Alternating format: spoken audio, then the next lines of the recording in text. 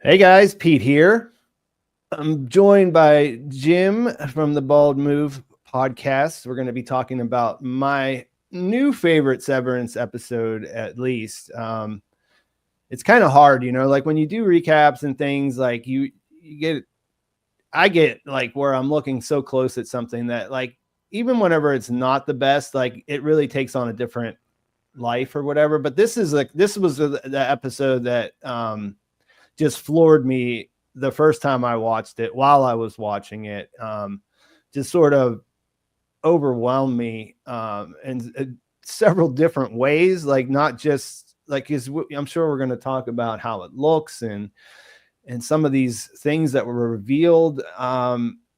It wasn't just one of those things. It was like all of those things like working at once for me. And it was kind of like there was parts of the first departure episode, Woe's Hollow, that took me out of feeling that way in the first half of it. And this was sort of this one just sort of took me across the finish line in a way that one didn't. And like I said, it's my favorite Severance episode now. Is it the best one ever? Maybe. I mean, the season 1 finale was really good, and it would be hard to top. I think the premiere is also like the pilot, the premise and everything else was also pretty insane whenever I first watched that. So like recency be damned. It's my favorite Severance episode. I've been wondering though, since I watched it, if you were caught in a mudslide, Jim, would you be more afraid of suffocating or drowning? Oh boy. I think this is a trick question because you're doing both, right? Like in an avalanche. Well, also in an avalanche, if it's a snowy avalanche, you're also drowning and suffocating. I think it's a trick question. Don't think there is a right answer to this question. But in my mind, probably drowning. I think drowning is inherently scarier. Yeah, no, I would agree with that. You know what it is for me is it just seems like suffocating would be faster. Like, I think they're both probably akin to like a serious amount of terror, of understanding that you can't get out. Like they're both in that like in that thing, like where you just can't get out of it. Like that's the realization you have in your final moments was like, I can't make this stop. You know what I mean? Like it's going to happen. And then you ultimately fall asleep and your brain probably floods with chemicals that makes that not so terrible or whatever. But like, I think the suffocating one just seems faster, even if it isn't, so I would be more afraid of drowning myself. I believe that is the same thing that Gemma Scout said when asked the same question, right? Yeah. Which made me wonder if, maybe she drove into a lake and they fished her out of it or something, but I don't know. Yeah, she is alive. That was the question that we were left on the big cliffhanger of that episode I was just talking about, the season 1 finale. She's alive. What would that mean? I had no idea it was going to mean this. Of course. She's really in there. You know what I mean? Because like the way that they have presented this, where this falls in the run of episodes of this season, everything before this just had me concentrated on like what's going to happen to Helly, and watching that all unfold and really getting invested in that. And, it's sort of like, because we see the story through Mark as the central character, Gemma was, we knew that he had this loss and that made him do things, made him get severed and all of that kind of stuff. But I don't know. It just, with everything else that was going on, it didn't really dawn on me that there could be a version of her that was the thing that he was missing. Like I felt like there was going to be some kind of reunification, but it could never be a trip back to this time, like, or a chance to get this back. So I just assumed that meant that it didn't exist. You know what I mean? Like it wasn't there, but this episode has told us that it is very much there. for sure. And as you were talking about this, I think I just unlocked another layer to the meaning of that question: drowning versus suffocating. Because Okay. isn't that what Mark and Gemma are both doing? Mark Yes. is drowning himself with booze. Mm. Gemma is being suffocated because she's stuck in the same location. I feel like there's some kind of analogy to their situations there as well. Because So I would mean, the she be title of this episode suffocating is all then? about that. What's that? Kind of. Yeah. I was just applying that to her. Is she suffocating? And yeah, that kind of makes sense, right? Yeah, like in the way that you would just feel extremely claustrophobic in a suffocating kind of situation, and she's stuck here on this testing floor in these tiny little rooms. Yeah. And she is stuck. And she's got this super creep played by Robbie Benson, Dr. Uh-huh. Marr, who makes like he just oozes this grossness that even though that she doesn't remember what happens in those rooms, she just knowing that she's in there with him has to like exact a toll on her spirit, right? And even Yeah, more I so mean, because she doesn't know what he does to her in there, right? yeah, no, that's extra creepy. When you think about it, it's almost worse. Because at least you could say, well, the worst that's happening to me in there is I'm getting my teeth operated on, or I'm signing a bunch of letters, getting a hand cramp. But your imagination, it's like a horror movie, right?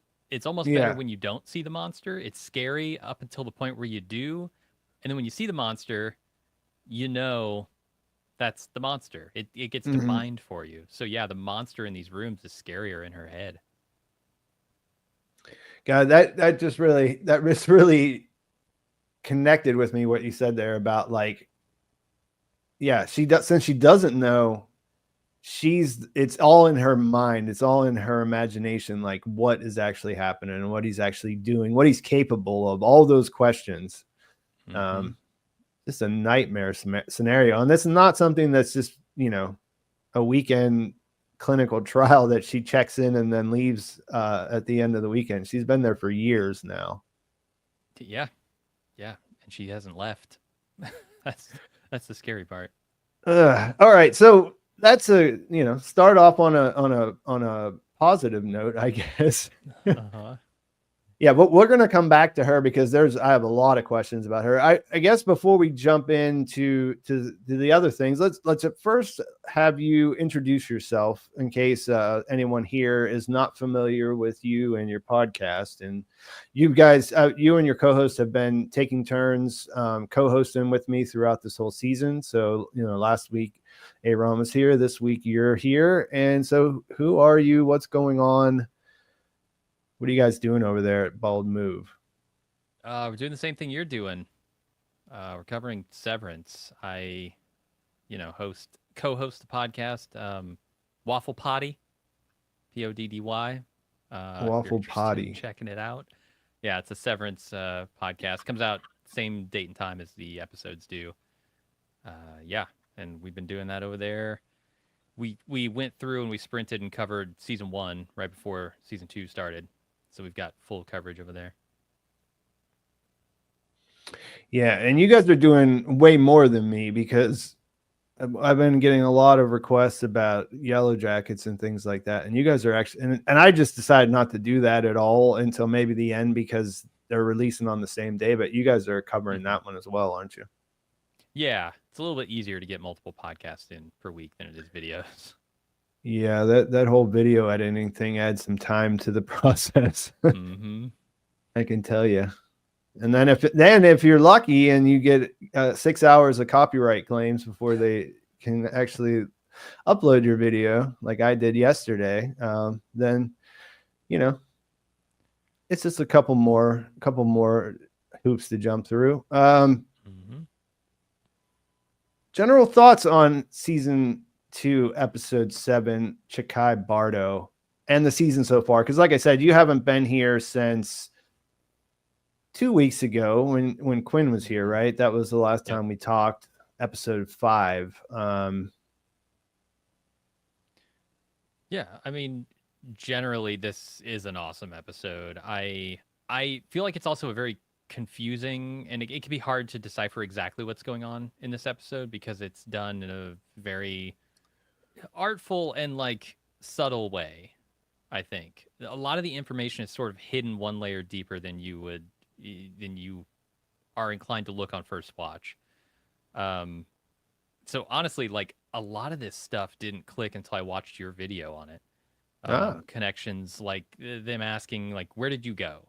And it's asked to both characters and it's connecting them in that way. I just things like that are thematic, that resonate throughout the episode, that you really just have to kind of be paying really close attention to. And I thought I was. I really thought I was. But you enlightened me on a few of those things. Yeah, well, I mean, there are layers, and you know, I felt like I felt like I was a little rushed myself and with this one because there was some things that kept kicking around, and like I knew that if I thought about it a little bit longer, if I watched it again, if I just sort of meditated on it, just spend some time to let it sit, but I didn't have that at my disposal, I guess. So I think this is something that we're going to continue to make revelations about. Like usually I'll spend some time looking at interviews and things like that. So far, I've only really got to look at I got to listen to the official podcast, and there was some insights in there, but I'm sure we're going to see, because they can't have had this episode in the can and had it sitting around for probably like almost a couple of years now, like since they filmed it, and not have anticipated like how this would, the impact this would have. So I'm sure that you'll see lots of creator and cast interviews that'll at least tell us what they were thinking. Like I know someone sent me a blurb from Robbie Benson saying that he doesn't know for sure, but when he thinks of the character Dr. Mauer, he knows that he's in love with Gemma, and he'd like to think that he wants to save her, which is that was not the initial take I got from watching the episode. But well, the question is, what does he mean exactly by save? And what does he want to do once she's been saved? You know what I mean? Like that's yeah. But it wants to save humanity, so. That's a good point. But yeah, I mean, as far as the quality of this episode, I agree. It's like right up there at the top. I like how it expands what Severance can be. And I think you pointed a lot of this out. It has to do with these flashbacks being sort of at a different time of year. And it gives them a different palette to play around with, instead of just, the whites and greens and blues of Lumen, and then outside being dark and cold. You get to open it up a little bit, and that feels right with Gemma too. Her being kind of the core of this group, and her being the glue, kind of the life of that group. It really feels like opening it up at this point, from like a visual perspective, made a lot of sense. Yeah, that was I guess let's talk about that a little bit. I mean, Jessica Lee Gagne was the cinematographer, director of photography of all of the episodes in the first season. She was there from the beginning. She worked with Ben Stiller before on some of his other projects. So they had a relationship going in, and I guess that's a job where you don't, unless you're really paying attention, if you're really thinking about this stuff, you don't generally know who the director of photography is for a series or for an episode or something like that. It's one of those things that when it's working right, you barely notice it. You know what I mean? Like if it's bad, you're probably like wondering like, geez, who do they have working? But like when it's just good, high quality TV where, the performances are hitting and the set dressing is right and everything else, it's just another piece in that puzzle, and a very important one. Like, I'm not saying that at all. Like, it's something I pay attention to.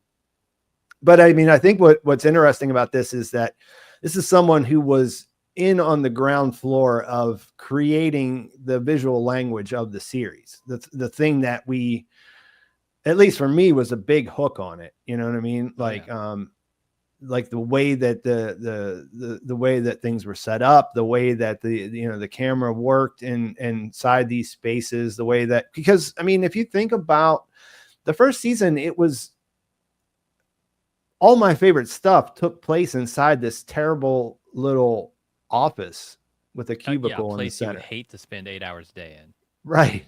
And yet, through the way that they brought that to life, I mean, that was a place that it felt like a home for them, like a home base, if nothing else. Right. So, and a lot of that comes from the work that she does. Right. So, so it's interesting to me that, like, when she finally becomes the director, and this is her first Severance episode, but it's also the first TV show or anything that she ever was the director for. This is her first gig.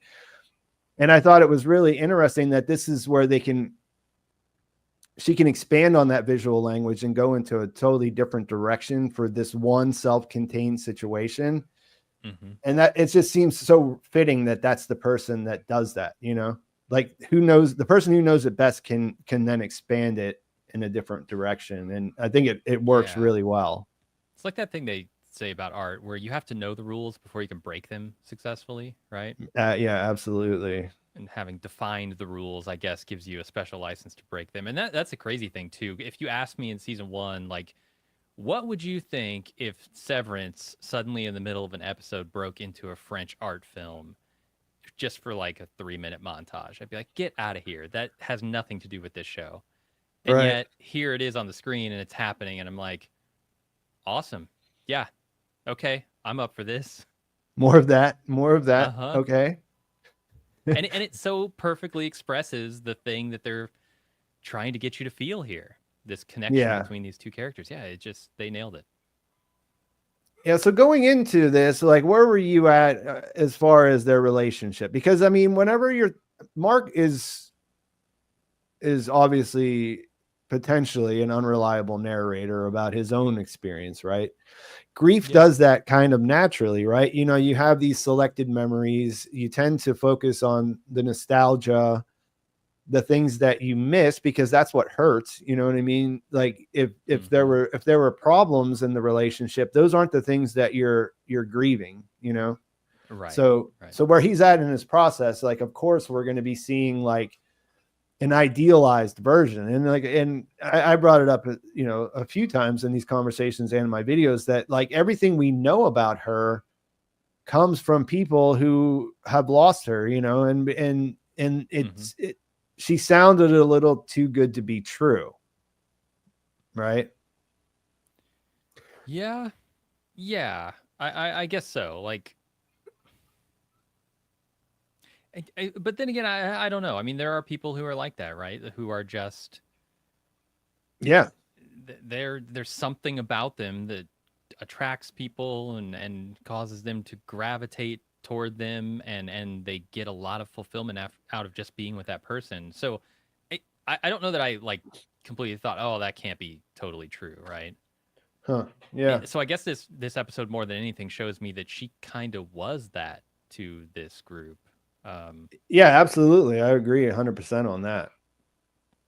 And I guess the direction, I sort of don't know where I stood before this about like Mark and her relationship.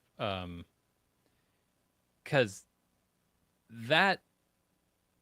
I guess the feeling I had going into this episode was that their relationship was great right up until the point that it ended. And there was one thing that I guess you could point to in previous episodes that said maybe that's not true. It's when Mark's in the diner with Devin and he's talking about, he's talking to Ragabi in his living room. He's talking about like, oh, maybe you think about what you could have done different. Maybe you drink less, maybe whatever. That's the one thing that points to, okay, maybe there's something more going on here than just perfect relationship. She got in a car wreck and Lumen snatched her up. And now we see, there was a lot more to it. Yeah. There really was. Yeah. So one of the things I liked when I listened to your podcast was this idea of the title Chikai Bardo. you kind of said right out from the beginning, like, I can't learn Buddhism in an hour and a half. And that was exactly where I was at whenever I was looking this stuff up earlier in this week. Cause I heard stuff and like, I could just, you know, recycle or just parrot things that I read from Wikipedia entries and things like that. But I didn't really feel like I had a spiritual sense of what this means or what it would mean to her, I guess is the more important question. Like the textbook definition is not necessarily what I was talking or looking for. The idea, I guess, and this was something I didn't really go into the deep, but the idea though is this, you know, this transitional moment, right? Where you can to really, really simplify and sort of paraphrase, like if basically, if you can, something people know about Buddhism is like enlightenment, right? Like where you keep coming back in this cycle.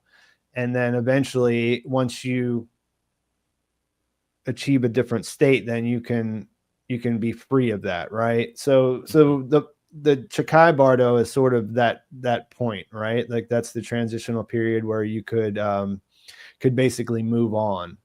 It's after death. Expressed as the liminal space between death and rebirth.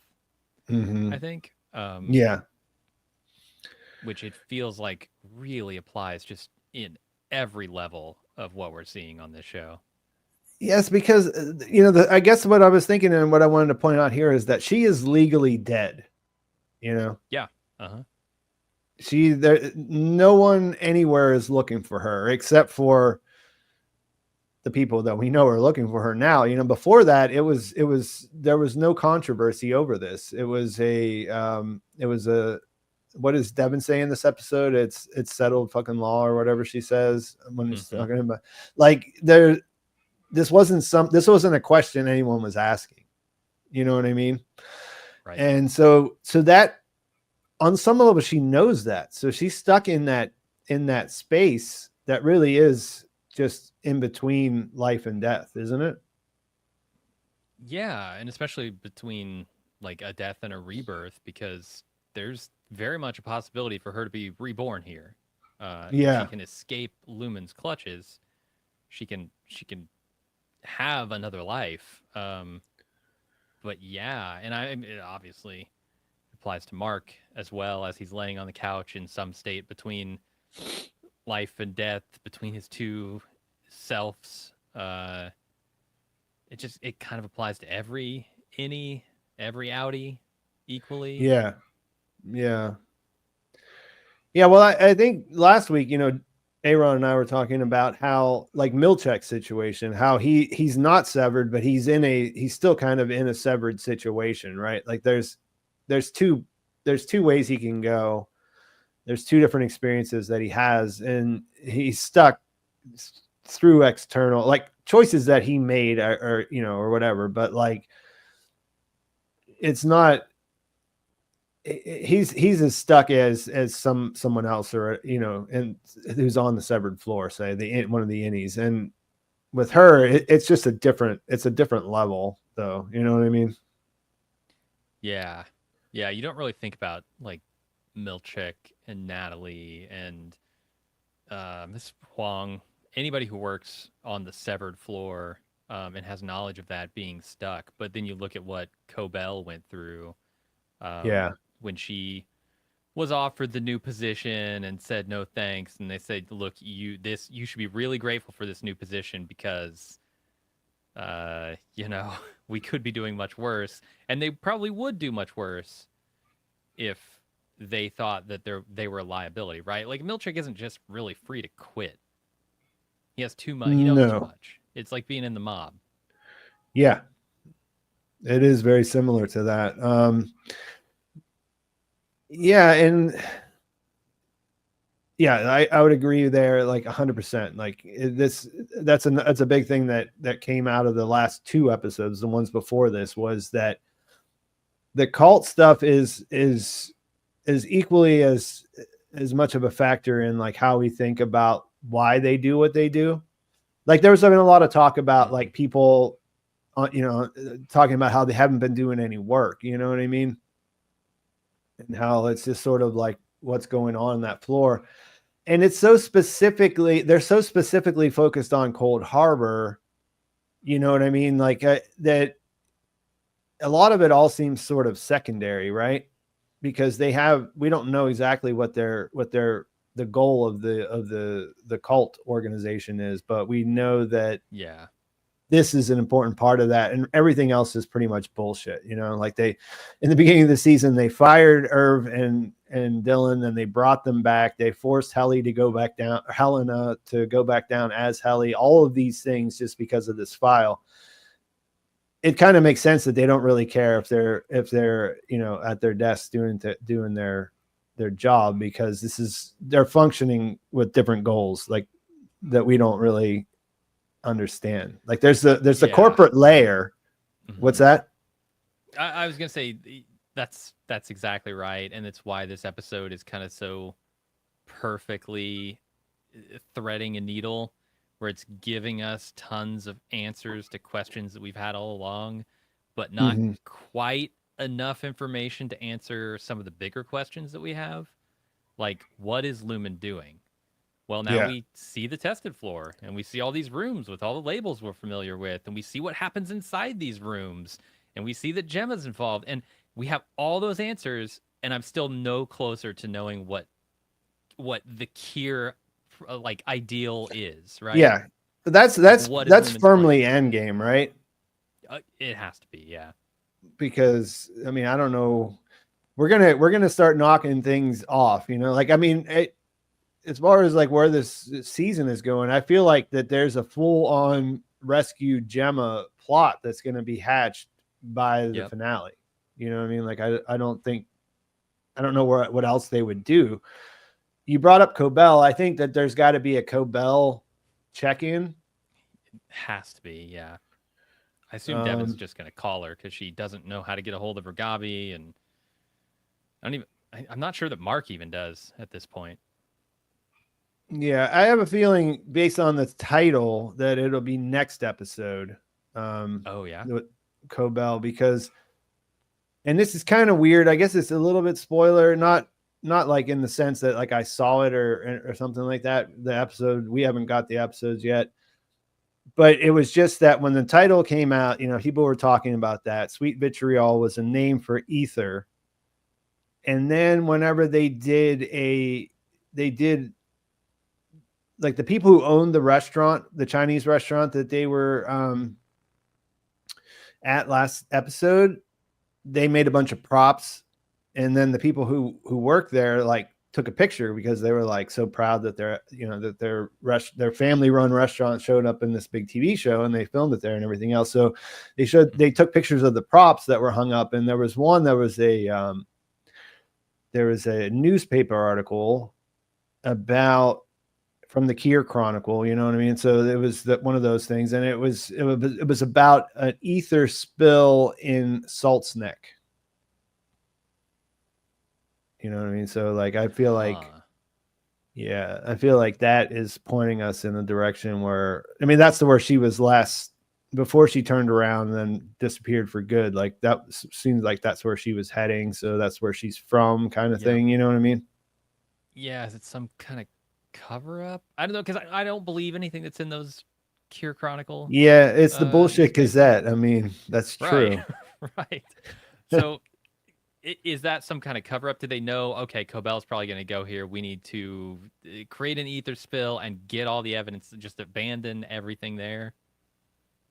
Yeah, I don't know. I mean, like that's as much as I know, like what I just threw out there. But that's just sort of what I'm thinking. And apparently the next episode's only 37 minutes long, which also makes it sound like it's another self-contained kind of thing. Oh, wow. Really? They're going to do 3 of those this season? That's a lot. I'm surprised. It is. I mean, it could be it could be a split, you know. We could see something like one specific timeline or one specific thing in Mark's situation or something, you know what I mean? But yeah, as far as what I saw this morning, the thing says it's 37 minutes long.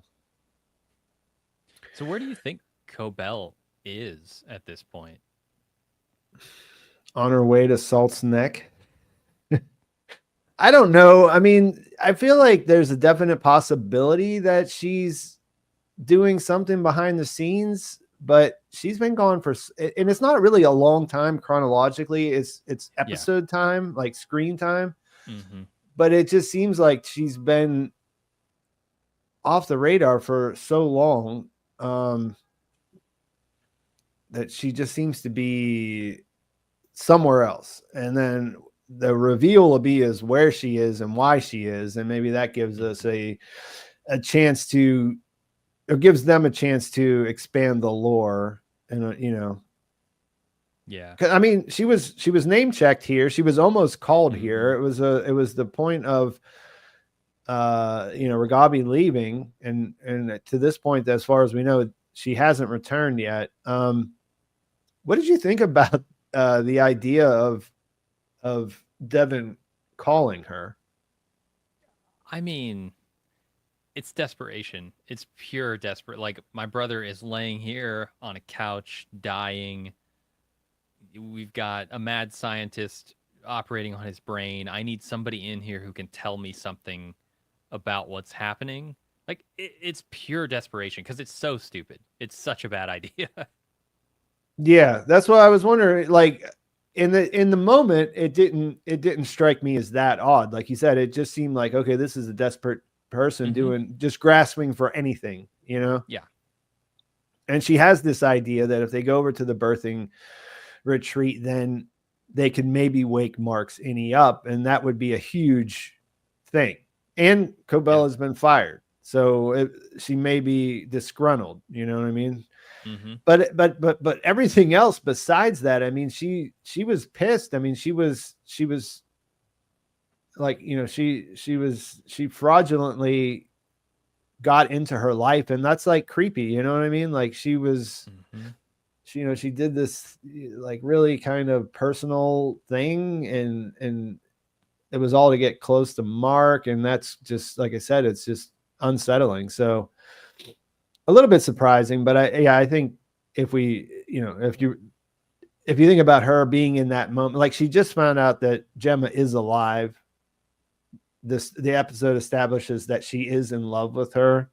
I mean, not in love with her in that way, but that their relationship was real, that was like a family bond, you know what I mean? And so, yeah, it's a little surprising, but do you think she'll make the call? Now that Mark is awake, I think there's a lot less of a chance of that. You think there's less?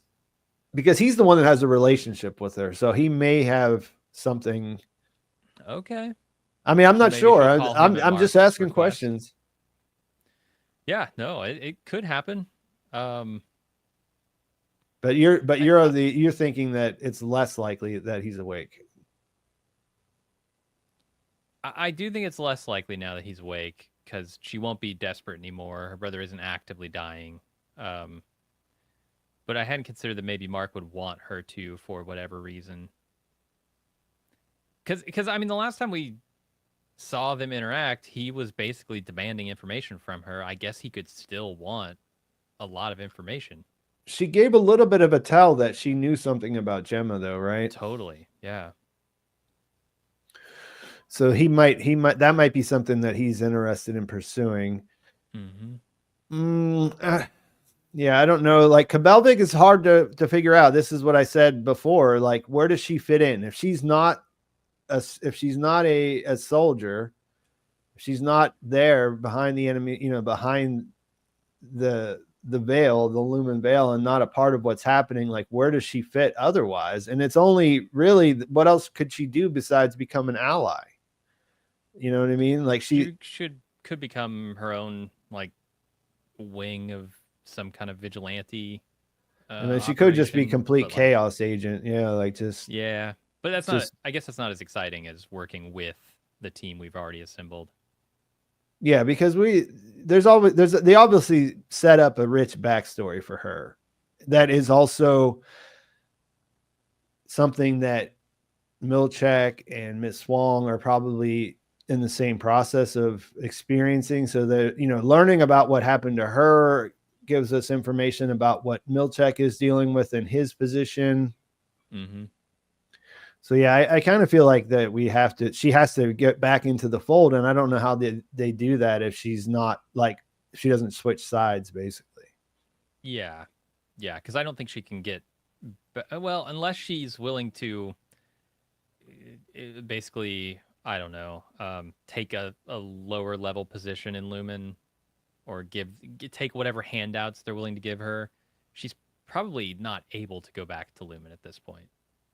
Yeah, no, I like they offered her like the puppet position, like where she just Mm-hmm. goes in, and that's just to keep her close so that she can't cause any problems for them. But like, how would that improve our Severance weekly viewing experience if they were just like every once in a while checked into her working in an office somewhere? That Right. didn't really change anything for anyone. You know what I mean?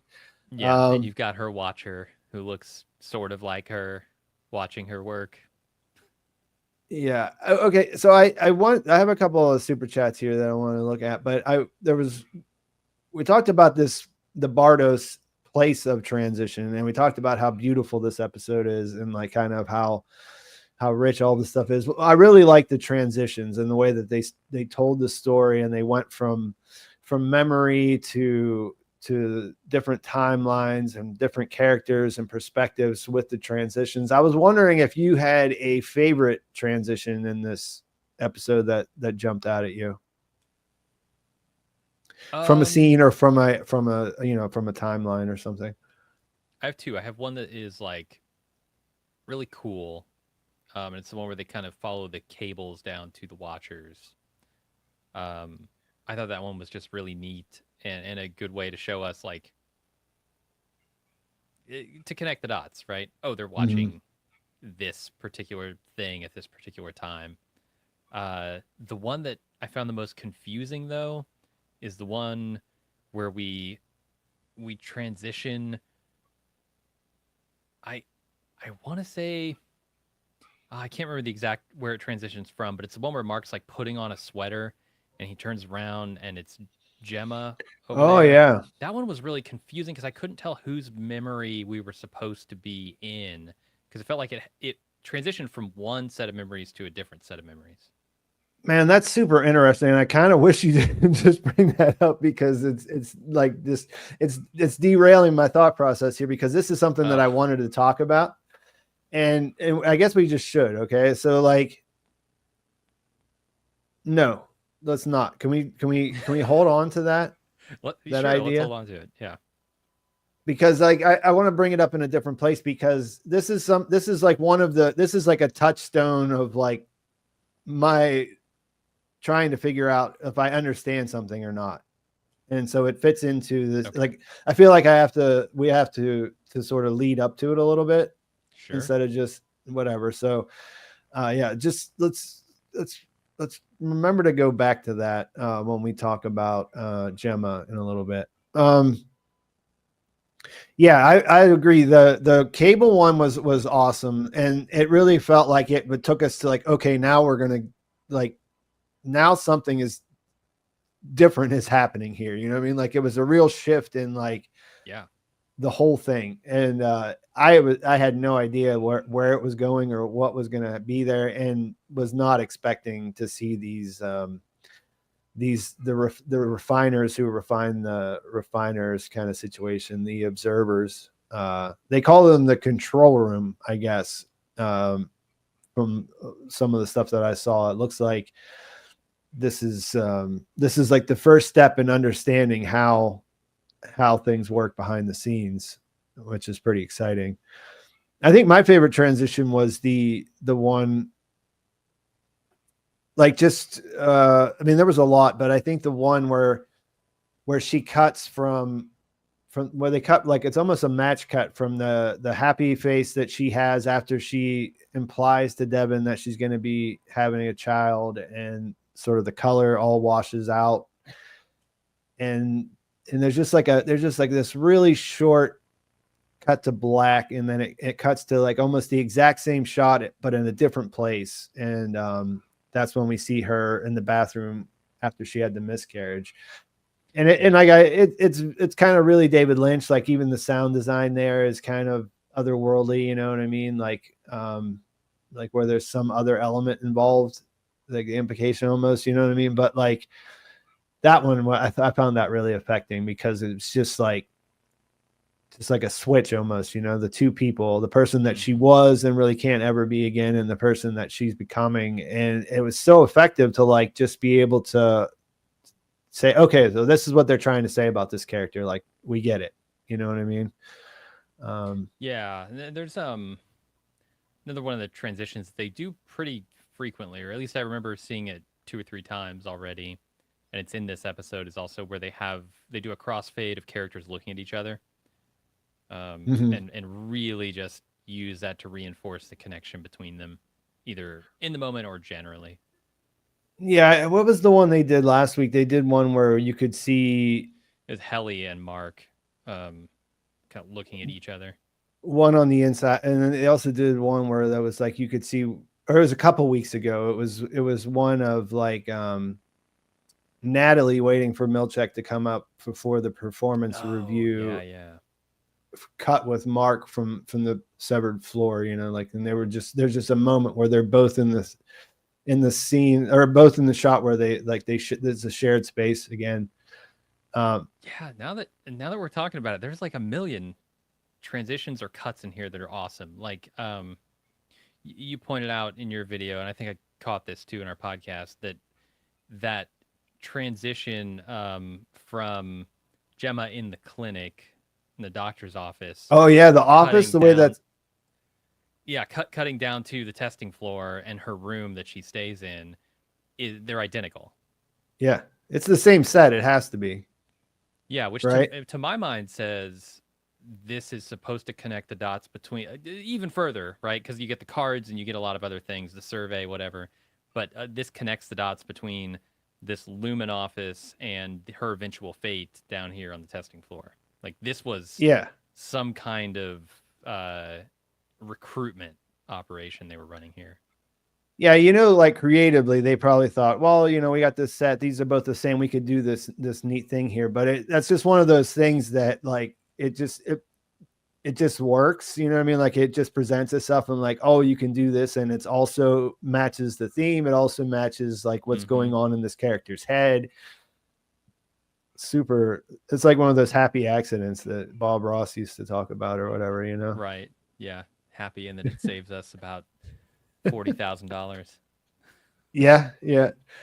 So I wanted to look at a few of these questions that people had thrown out here, and then after that we will actually jump into some of these other things that I really wanted to talk about. So let's see what we got here.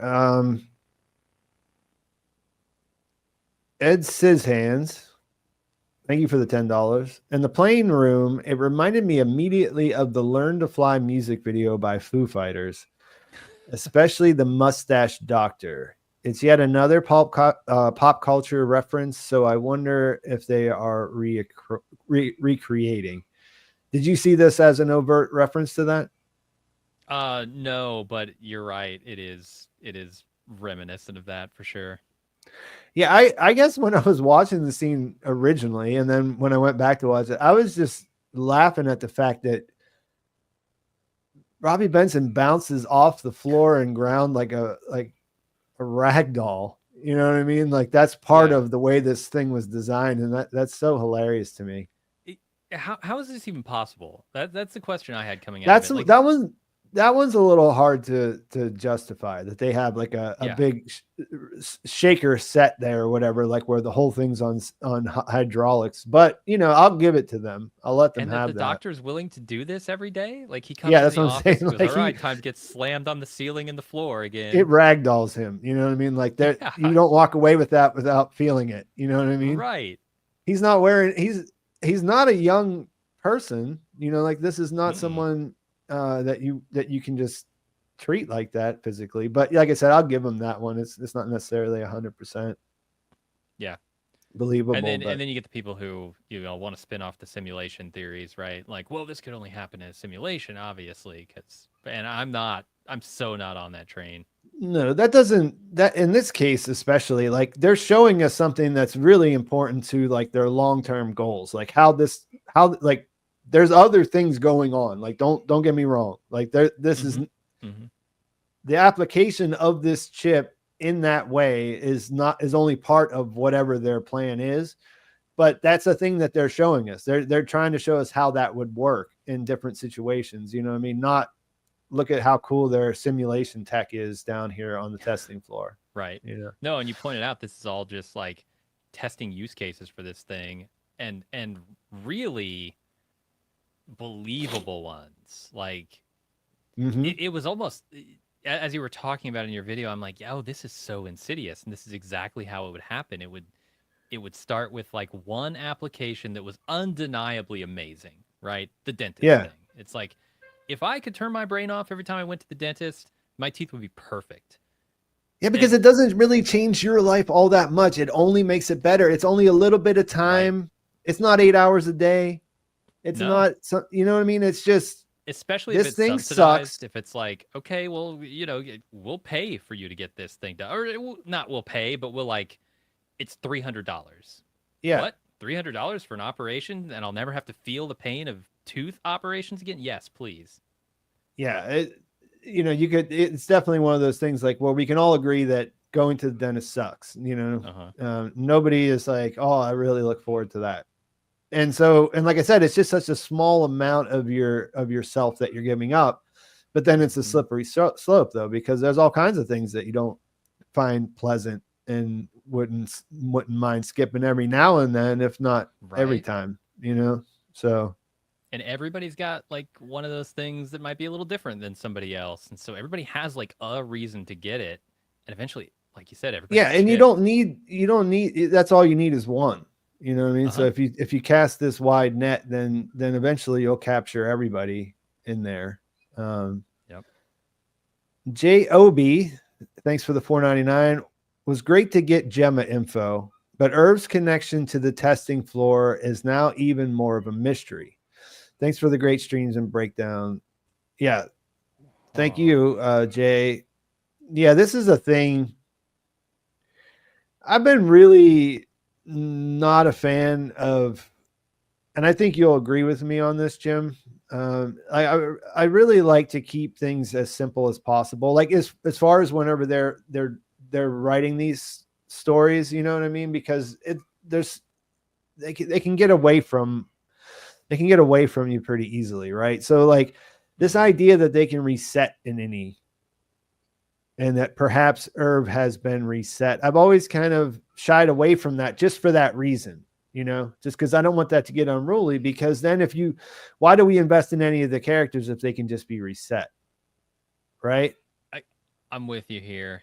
And it can be done better and it can be done worse for sure. Like if they slowly roll out our knowledge of these different abilities that they have with this chip, like they've been doing, right? Because this episode really expands the idea of what you can do with a Severance chip.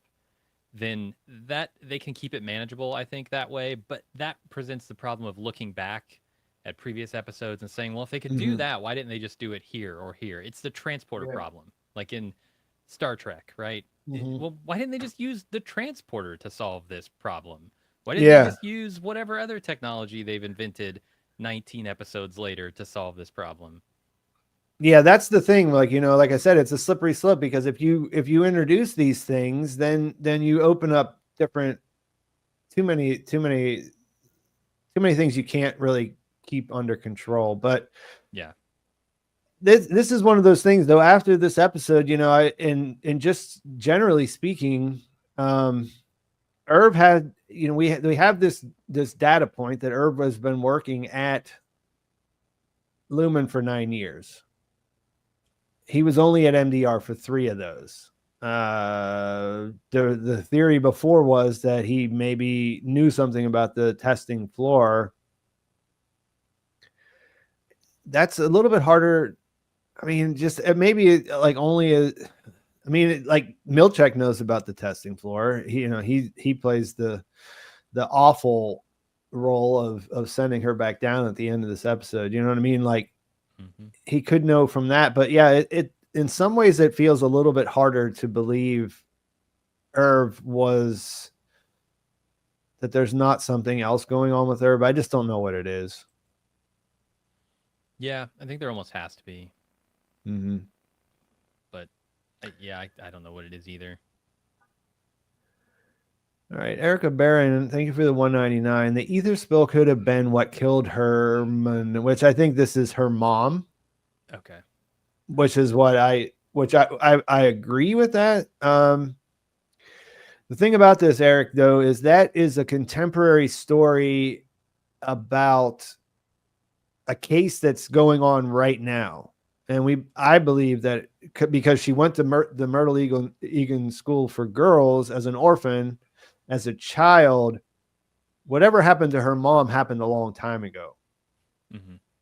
You know, that's where that might get confusing. Like that was my initial reaction too, was that, oh, well, there was an ether spill that killed her mom, or her mom was on this breathing tube for a while because of that, and then eventually passed away. But it would have to be a different ether spill. And that would have to be like something where all we really know is there's a factory there, and that recently there was something that caused a class action lawsuit because people got sick in the community. So we'll see how that plays out. Kind of in the same way that we needed a Gemma episode this week to give us an idea how much of that stuff was Mark's memories and how much of it was real. We kind of have to, we kind of do need a Harmony installment to figure out what's driving her. You know what I mean? Like she could, because right now, like, as far as I'm concerned, she's a full believer of Kier. Like that was the defining thing about her. Like maybe like, she was not in agreement with everything Lumen was doing as a company right now in the present. But my takeaway is that she 100% believed in the philosophy of Kier. Yeah. And I feel the same way. And that was what was keeping her going. So we have to make sure that that's really the case. And if so, like, what does that mean? Mm-hmm. Ed Scishands, again, thank you for the $5. He says that if you Google ether frolic, it was a recreational medical activity in 19th century. So there must be a connection to seeing frolic on Drummond's hand. Yeah. What I know about ether, or what I had thought about ether before this show came out, was like reading Fear and Loathing in Las Vegas. I think like when I was in high school or whenever I first read that, and they would inhale ether, and it sounded to be like an experience, I guess would be the way to say that. But it's like doing whippets times 10. I don't know. Obviously it's not something I've ever tried myself, but it was what's it called? It was an anesthetic, basically, right? Like in the same way that whippets are an anesthetic at the dentist's office. So like you could put somebody out with it. It's not, there's better and safer and, more reliable ways. And that's why it's not something that they use as much anymore, I guess. But like the idea of a frolic. Yeah. That was a party, like where you would go and everyone would get down on some ether, which was probably not too hard to get, so that's wild. It's an interesting thing. We'll see if that comes back up, but yeah, Drummond does have that tattooed on his hand, and it is a temper. Is that one of the perks down on the severed floor? Can you get an ether party? An ether party. That would be something. I would be happy to see that. The work of the ninjas. Thank you for the 5. Hey guys, I'm fully believing that the point of the Severance is to find a way to digitize consciousness and then reprogram people after you do it. What is your reaction to that? One of those guys. I'm very familiar with Dork. So he I can't tell if he's just trying to rib me here or what, but this is not my idea of what they're doing. I think Okay. I'll say it's totally possible. Sure. I just think it's something more mundane than that. I think it's something like we are just trying to get you all to love Kier. And we think the best way to do that is to create a child version of you, teach it to love Kier, and then do away with the other part of you. And now you're just all Kier love. Yeah, I don't know. Like, I don't see what is nothing in this episode pushed me closer to this idea. I mean, this is an idea that's been out there, right? That they would capture someone's essence in the chip and then be able. They're definitely refining tempers, right? But this episode made me think it was more geared towards these actual tests that she's going through, these rooms. That's the way so I don't see them doing something like that with Gemma, I guess is what I'm saying. Mm-hmm. Like nothing of what we saw on the testing floor leads me to believe that this is what they're trying to do. But there is this idea of the final room, Cold Harbor, which we'll get into in a minute, that some people do think might be like where she does sort of get wiped. And that's why he has to say goodbye to her. Poor Dr. Maurer. Yeah, no, that's a good point. That is in there. Does my mic sound bad? Are people having trouble hearing me? I've seen a couple of comments where it's like, yeah, got a bad mic. Hope not. Yeah, I don't know. It's hard for me to tell, but whenever people have had problems in the past, like I can usually hear it in my ear too. So Q says you were quiet earlier than now. Sound is fine. So it looks like the mic is like an inch from my mouth. I can't get any closer. Yeah. It doesn't work as good on streaming when you do that either. Like you know what I mean? Like if I'm recording something that's scripted, I can do that. But in a stream, you're going to hear a lot of stuff that would normally be kind of balanced out. All right, so we got some other questions here, but we're going to get back to that because what I wanted to do, and that we're an hour into this already, what I wanted to do at the beginning is sort of establish a baseline, because there's a lot of questions about like what actually happened in this episode. What is it actually telling us, right? And so like for the first thing, was everything that we saw real? I believe it. Yeah. Yeah. I think as far as like, I guess to be more specific, the memories and who had them, was this about them having shared memories, like this shared space, or was it about how they remember things differently? Because that's what I was kind of clocking as I was going through, and I realized they're going from one person thinking about something, then other person thinking about something. What did you think about that? Yeah, the more I thought about it, the more it seemed like this was almost entirely from Gemma's perspective. But it's weird because it kind of starts with Mark's perspective. Mm-hmm.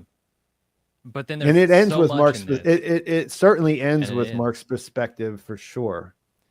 Yeah, but there's a lot of stuff I can't square with this being even mostly Mark's memories. I think there could be some divide between, the flashback to their life before Gemma, quote unquote, died, and then, Gemma actually remembering. But those aren't even memories. The stuff we're seeing that are memories is just the flashback stuff. The stuff that Gemma's experiencing on the floor is just us going back in time as a narrative and then going forward from there.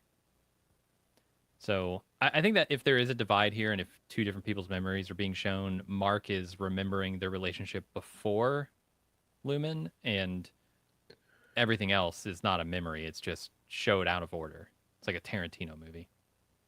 Yeah, like I think that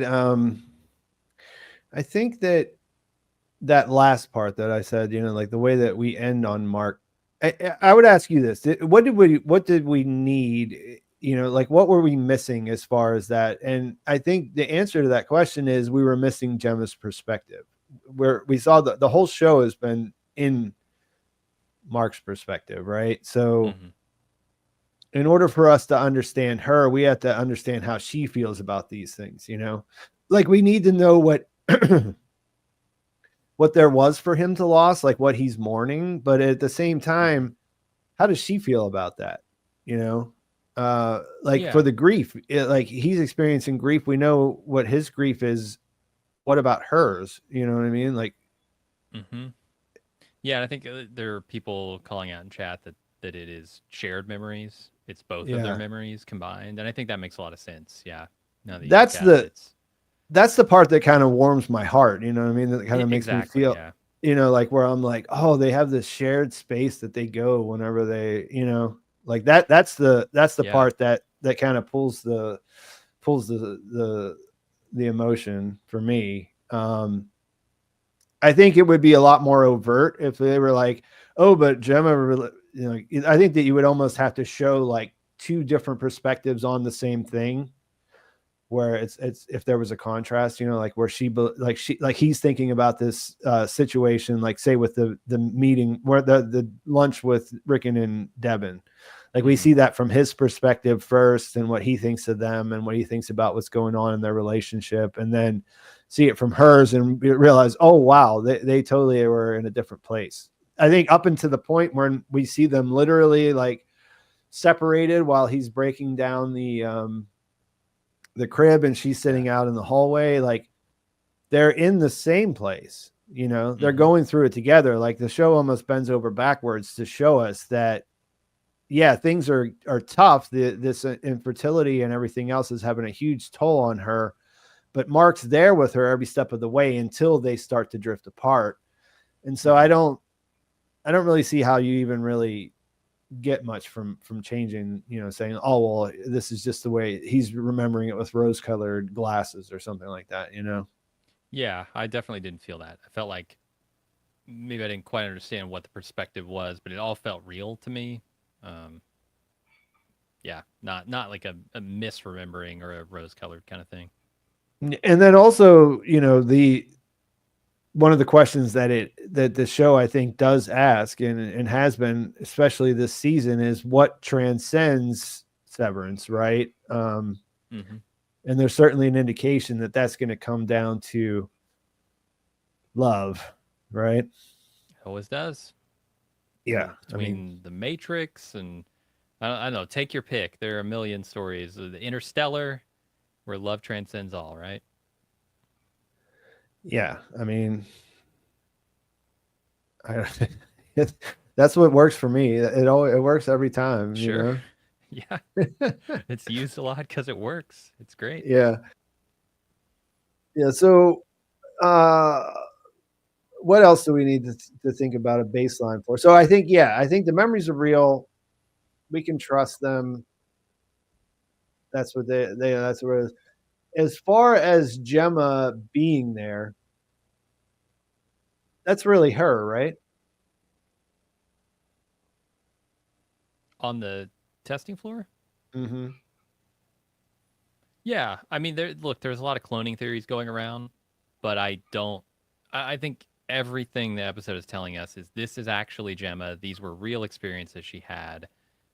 She's really stuck down there. Yeah, I can't see any reason you would think otherwise. Yeah, because I mean, Severance, that's such a big part of it, though. You're right. You don't keep the experiences. The one thing we know she has is the experiences. You know, she's the opposite of a severed person when she's down there. Yeah, yeah. It's like she's severed from her life, but not her experience and the person that she was before she went down there. Yeah. So. Yeah, she has sort of an inverse severing going on. She's an outie on the inside. Yeah, it's so brilliant. I mean, they really twisted it up because we were like, oh, maybe, you know, she's in on this and she's volunteering, and when she's down on the severed floor, maybe she's in like some suspended animation. I mean, there were so many theories going around, and I felt like it almost made the testing floor take on a different meaning to me. Like the Yeah. testing floor was a place where Gemma went to do testing as part of like their operations, but her being tested was not something I really saw. Her being even remotely like, this is something that the last time you were on, I sort of started to the toy around once, was this idea of what if she was Lumen all along, or what if she was somehow complicit in what was happening here? Just because it's so hard to figure out how we resolve the idea of like what's going on with Mark, you know, like up until this episode, she was nothing. She was a ghost, someone that we had never really actually met, just someone that was something that Mark missed, you know? Yeah. When you make her real, all of that thought of like, well, of course he can't have her back. She's going to be a thing that he has to move on from. That all gets super complicated, right? Because now we really love her. Like, we don't just love the idea about her. Like, we want to fight to get her out of there, right? That's the way I came out of the episode. You know what I mean? Like, and it feels real. And in that way, you know, like seeing Helly fight for that, that's going to feel good because we like Helly too, right? But then whenever they're, if they succeed and they're both in the outside world, yeah, that's complicated. Also, doing this at the same time that they're reintegrating Mark is brilliant, because now he's both of those guys. He's Helly's lover and he's Gemma's husband. So who is Mark? He might be Helena's lover too, because if she was coming for him in the last episode, you know what I mean? Like, there was definitely some flirting going on there. And I don't pick it up as much, but it seems like the creators have this idea of like, well, if the innies are attracted to each other, then the outies will be too, on some level. I can see it. The impression I get of the innies is that they are like base level, like instinctually kind of the same person. Yeah. And so I don't know how you could, of course, like nature versus nurture and everything else, and experience does shape you in a way, but like who you're attracted to is kind of like base, you know what I mean? Like, that's kind of just like the way you're wired, more than like something at least that's what it seems from my perspective over time. You know what I mean? Like, there's a wide spectrum of what you could be attracted to or whatever. But like, if it's one of these, like, you know, soulmate kind of like partner kind of situations, then there's something that you're not really, you can't even really put your finger on it. It's just there, and you don't know, and you just chase it, you know what I mean? Because you feel it or whatever. Sure. The testing floor. So yeah, it's not too confusing what's happening there, right? I mean, it's not obvious either. Like, if you think about it for a minute, you can figure it out.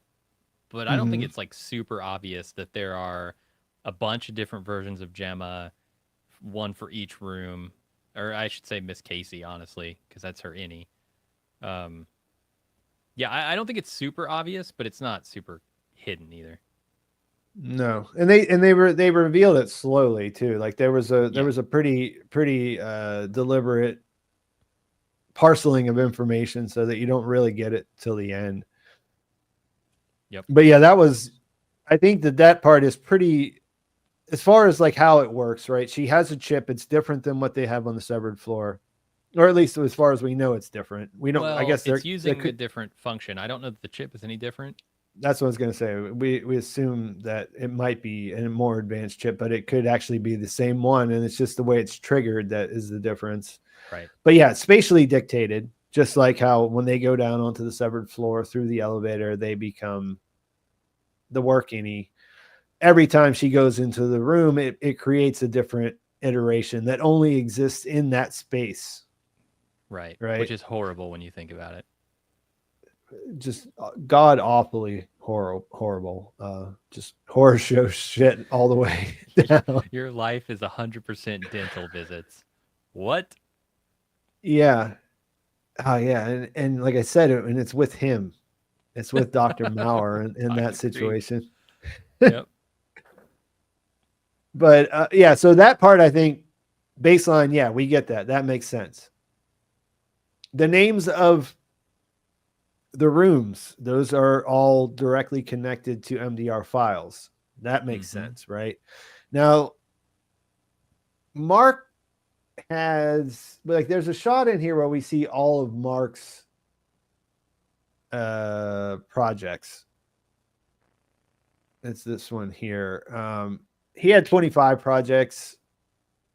Cold Harbor is number 25. Like in that, there's a little time lapse there that kind of lines up the timeline. So we know, like, when we first see the control room, that's whenever she was on. That's when Miss Casey was on the severed floor watching Heliar.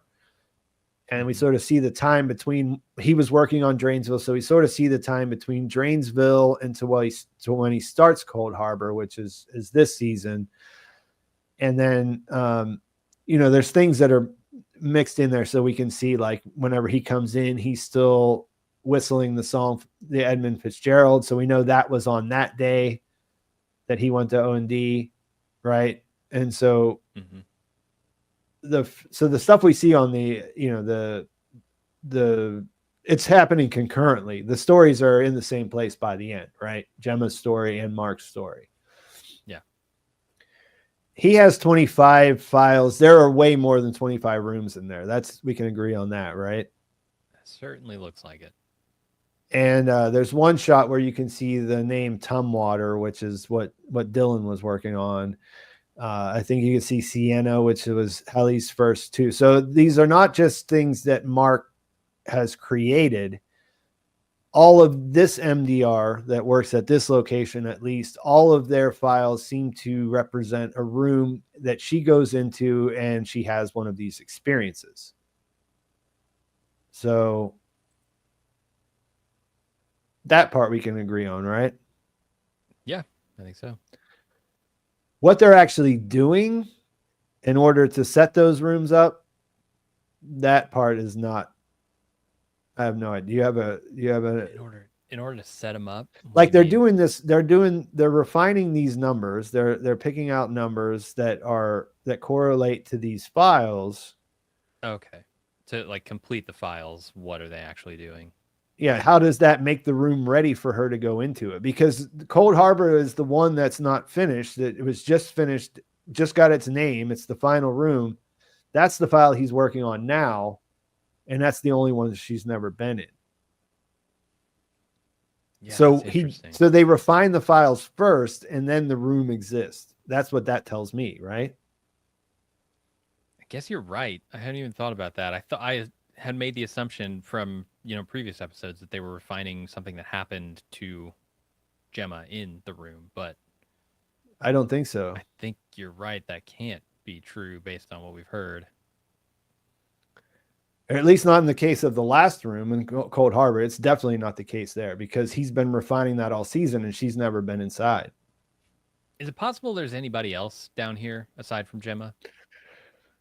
No, I mean, not in the spaces that we saw. I don't think. What did you think? Yeah, it didn't really seem like it. Her quarters were like the only room that I saw that would be like that. Yeah, the hallway shots we see are just room after room after room after room, like nothing else. No one else is there. Even the doctor isn't there until he comes there. Like the nurse works there. Yeah, I'm just racking my brain trying to think what possible refining could happen before anybody's in that room. All right, so can't think of anything. This is going to be, I guess this is going to be a little tangent, but this was something that I was thinking about yesterday as I was working. I had my notes. This was not my notes. So like I'm going through and I'm writing my script and I'm thinking about different things. And this started to dawn on me, like these things that we're talking about now.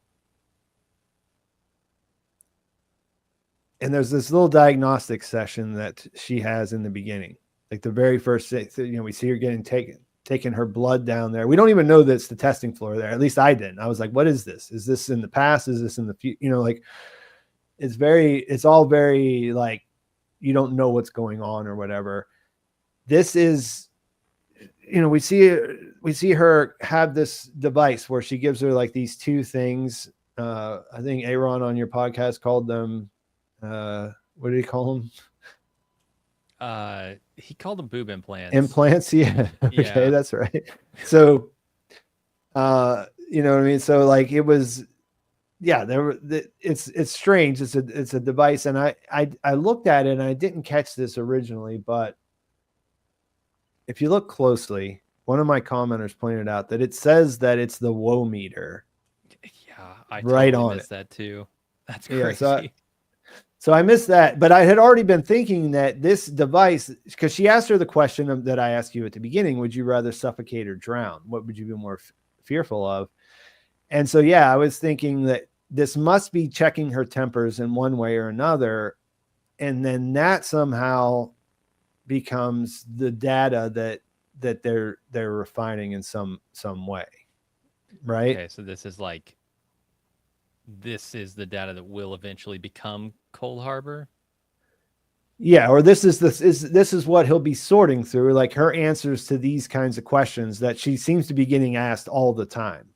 You know what I mean? Mm-hmm. Like for them to check her, because she's holding these cans, these two things, and that looks like it's checking her response, like her, you know, her vitals or whatever, like in this sort of like in the what was it, the break room scenario in season 1, you know, where they check to see if she's telling the truth or if she's really sorry or whatever.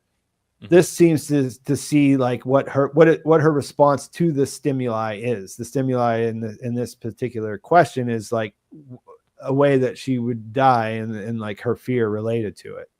So they could be asking her a lot of different questions like that. So Mark, could Mark be refining this information because he's familiar with her, very familiar? He's refining this information, this data coming off of her answers to these questions and the measurements of her stress levels or whatever, in order for them to prepare these rooms for her and design a truly terrifying experience. Well, that would be the big question then, right? Is like, what are they actually, because like you know, we talked a little bit about the blurring of the line of what the corporation wants to do and what the cult wants to do, right? Oh yeah. Two very important, equally important factor.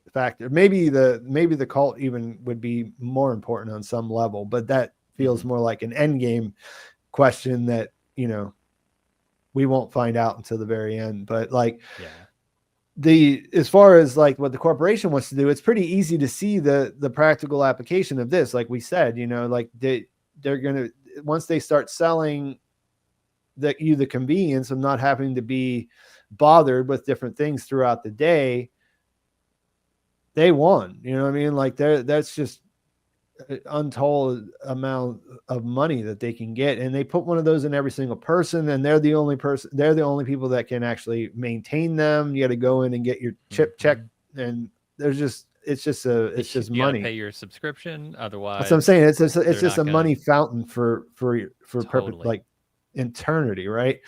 So, but then there's the other question of like, what is this Kier nonsense that's so important to them, and what is the end goal there? And so, yeah, like I feel like Cold Harbor is different in the same way that Allentown was a little bit different, you know, in that this is more about this is not really as much about a practical application that they can sell to the public. This is about whatever weird, devious shit they're up to in the name of Kier. Yeah, it being the key. Huh. I mean, I don't have an answer for what that is. Like, you know, I'll just say that right up front. Like, if I want to go with the most mundane, simple answer, it could be that this is just the last of the rooms. Like, once we get Cold Harbor, the test is complete, and we finally have all the information we need to make Kier disciples off of factory floor, essentially. Yeah, because if you did have if the corporate side did have the scenario where they cornered the market on chipping up the population, then in a way they have won the cure. They, I mean, like even if they have never even brought that ideology or philosophy into the picture, just that kind of market share and control of things, they kind of win, right? Yeah, like what could you do with the ability to just flip people's memories completely on or off? I mean, you could turn the entire planet in one moment into babies who don't know Yeah. anything. Like that would make you a god among babies, essentially. Like this corporation would be able to remake the entire planet in their image just by telling people just by giving people information that they don't have any reason to doubt because they don't have any memories or understanding of anything else. Yeah. I mean, and obviously if they're expanding their global reach, they need people to work there, having like good compliant people that they can control on all their factory floors and in their office spaces and everything else. Like obviously that makes sense just from a capitalism type, angle Sure. of like, basically a complete slave labor force that would never kind of like, cause problems is obviously something that the people at the top would like to be able to have at their disposal.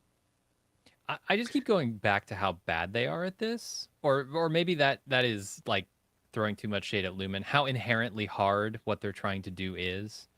Um, they always seem to barely be one step ahead of the innies. Like they should. They think they have everything under control. The board, when they come in, act like they know and understand and are on top of everything. And yet you see on a day-to-day basis, Cobell didn't have her shit together. She was coming up with stuff on the fly. Milchick has to come up with bad excuses for things on the fly. I should say Helena is going in with no backstory. She gives away the game with the Night Gardener stuff. That was something she could have prepped for. She could have had a Yeah. coherent story, but she didn't. I get the feeling like this corporation and this cult thinks that they know exactly what needs to be done here, but they are really underestimating people's will and the nature of an innie, and they I mean, look at it. Look at what they call them, right? They call them animals. Mm-hmm. They think they're subhuman in a lot of ways. And I just think they're really underestimating how hard the objective that they're going for is. Yeah, I think that those are valid points. I don't know. I guess I'm not at the point where I know if that's intentional or not. Okay. You know what I mean? Like I don't know You if think it's that just like a little slightly sloppy writing in places? Is that kind of more that could be the case. Like I don't have a reason to believe that's true yet, but like when you lay it out like that, I'm like, yeah, I don't know. I can't really argue with that. There's a lot of spots where that looks a little like I like we talked. I don't know if it was you or Aaron I was talking to. I mean, I think that what has been established is there's a premium on loyalty over competency in a cult structure, right? Like so like, the whole thing was when people were saying, why did they not just fire Milchick? He screwed up so many things or whatever. I think the answer is that they can't, because they can't trust anyone with what he knows. And sort of what you brought up earlier in relation to Cobell too, right? Yeah. So there's some of that going on. I believe that's true. But it may just be that those aren't the details that the writers are concerned with. I don't want to go into that kind of mode, like where I start to second guess them, because I think that so far that every time they've had the opportunity, they've prove themselves to be pretty solid, and like 100%. yeah. That's why I'm not freaking out about the goats, because I think the goats is ridiculous, and I completely don't understand its place in this show, but I'm confident that they will give me a very good reason to like what they did there eventually. Yeah, I tend to think that the goats were just a thing that they threw in there to be this weird thing, and then it sort of got away from them. Like everybody started focusing on the goats, so they kind of had to say, well, maybe we should figure out something for these goats, because people are gonna, cry about the ending if we don't, kind of thing. So yeah, I guess the thing about it was the way, the direction I was going is that we know that Mark is important to them because of Cold Harbor.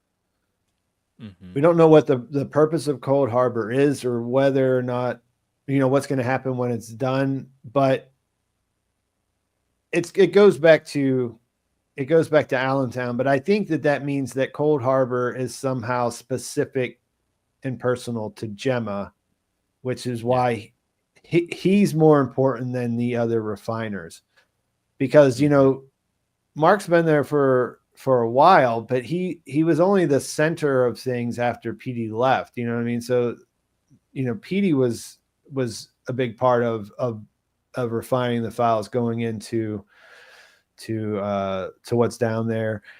Irv obviously worked longer in MDR than anyone else. Things like that, you know what I mean? So there's a lot. He's only essential to this one room, as far as we can tell at this point, right? And that started with Allentown, and I thought Allentown was a funny one, because it was very specific, and they kind of set it up by telling us that she hated doing that one mundane task, writing thank you notes, and then that's kind of like her personal hell, right? Yeah. I think it's. I'm curious what you think about that room, because it seems to me set up to most trigger her memories of Mark, I think because she has a husband sitting right there with her. We see in those flashbacks that they were sharing Christmases together on the couch in each other's arms, and with the same Christmas tree sitting there, almost same tree. That the last thing that happened was that he almost didn't hear her say I love you, and then she had to repeat the thing, that same thing that creep Dr. Creeper does. Yeah. So that room in particular is that a room where they're simply trying to stress her out about writing Christmas cards? Why I left-handed? think so. But yeah, why did she switch from right-handed to left-handed? That's a thing that I didn't really touch on in my video, but she was right-handed when you see her doing the survey with the OTC cards, and she's left-handed in there.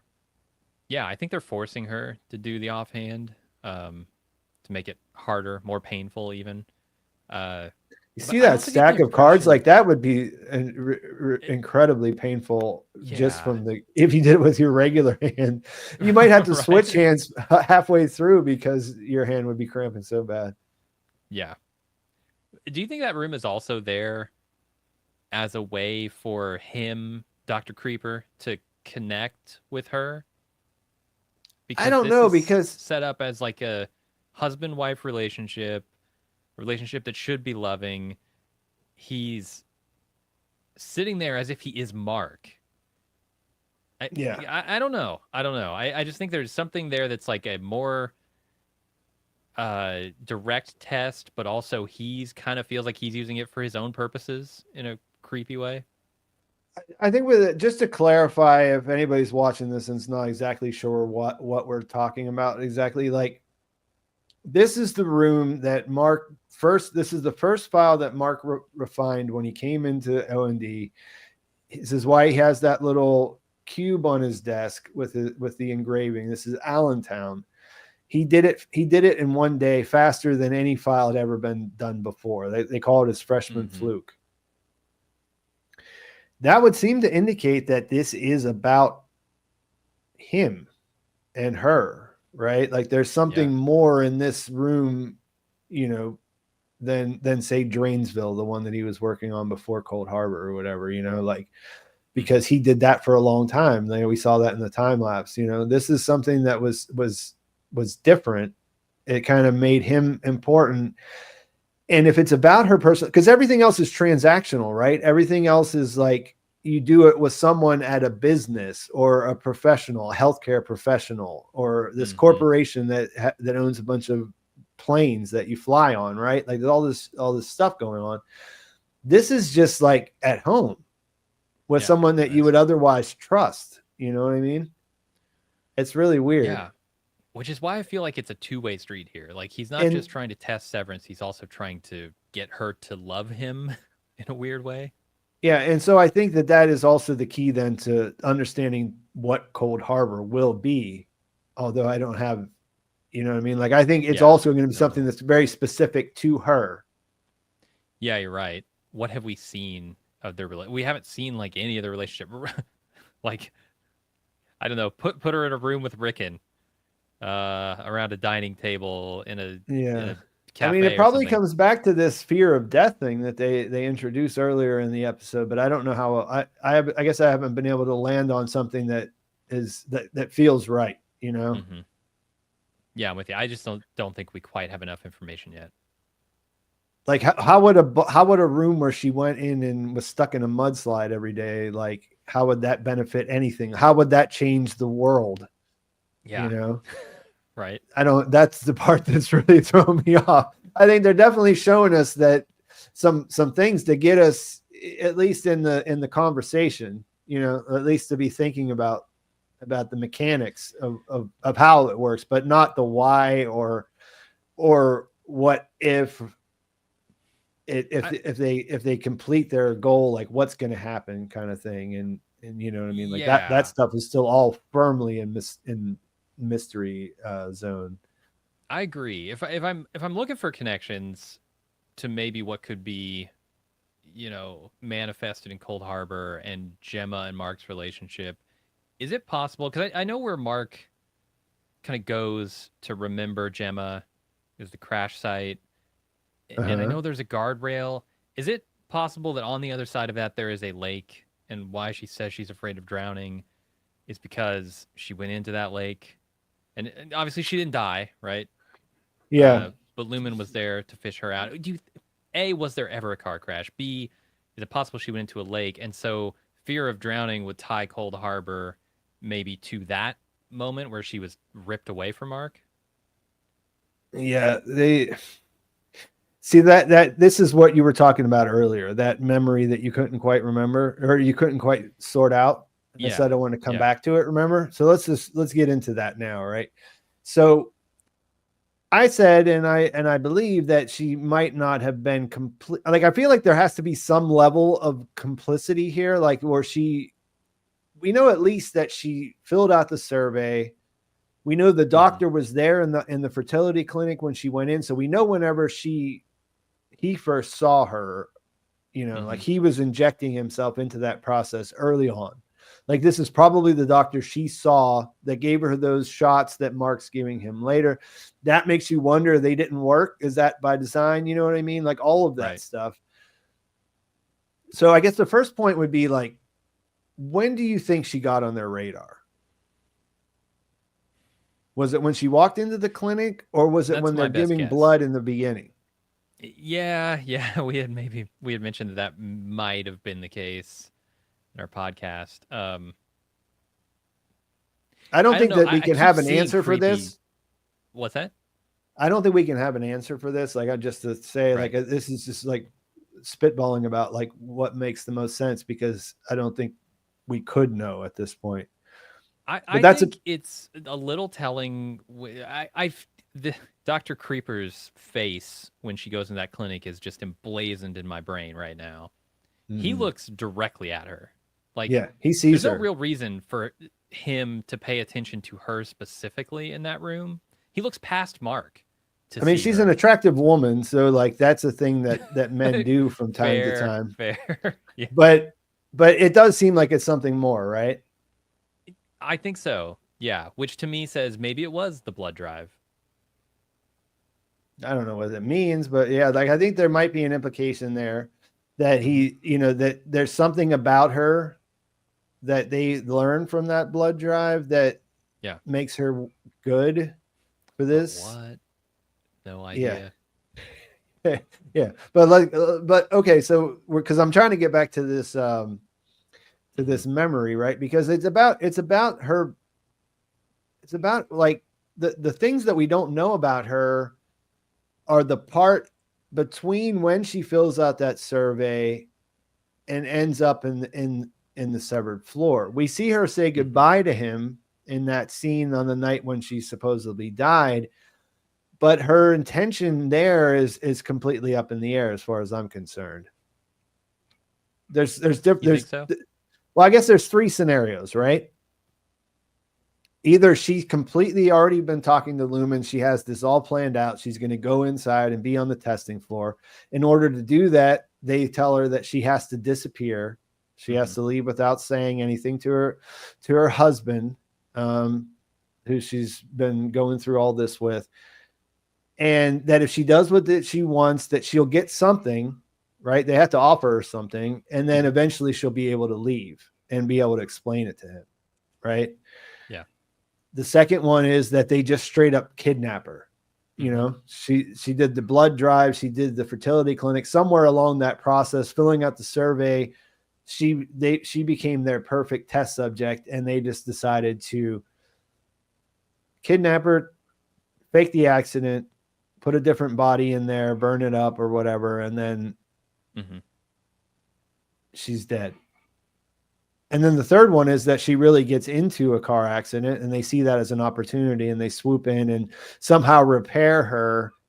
That was sort of like the popular theory before, but I didn't see anything in this episode that made me warm up to that at all.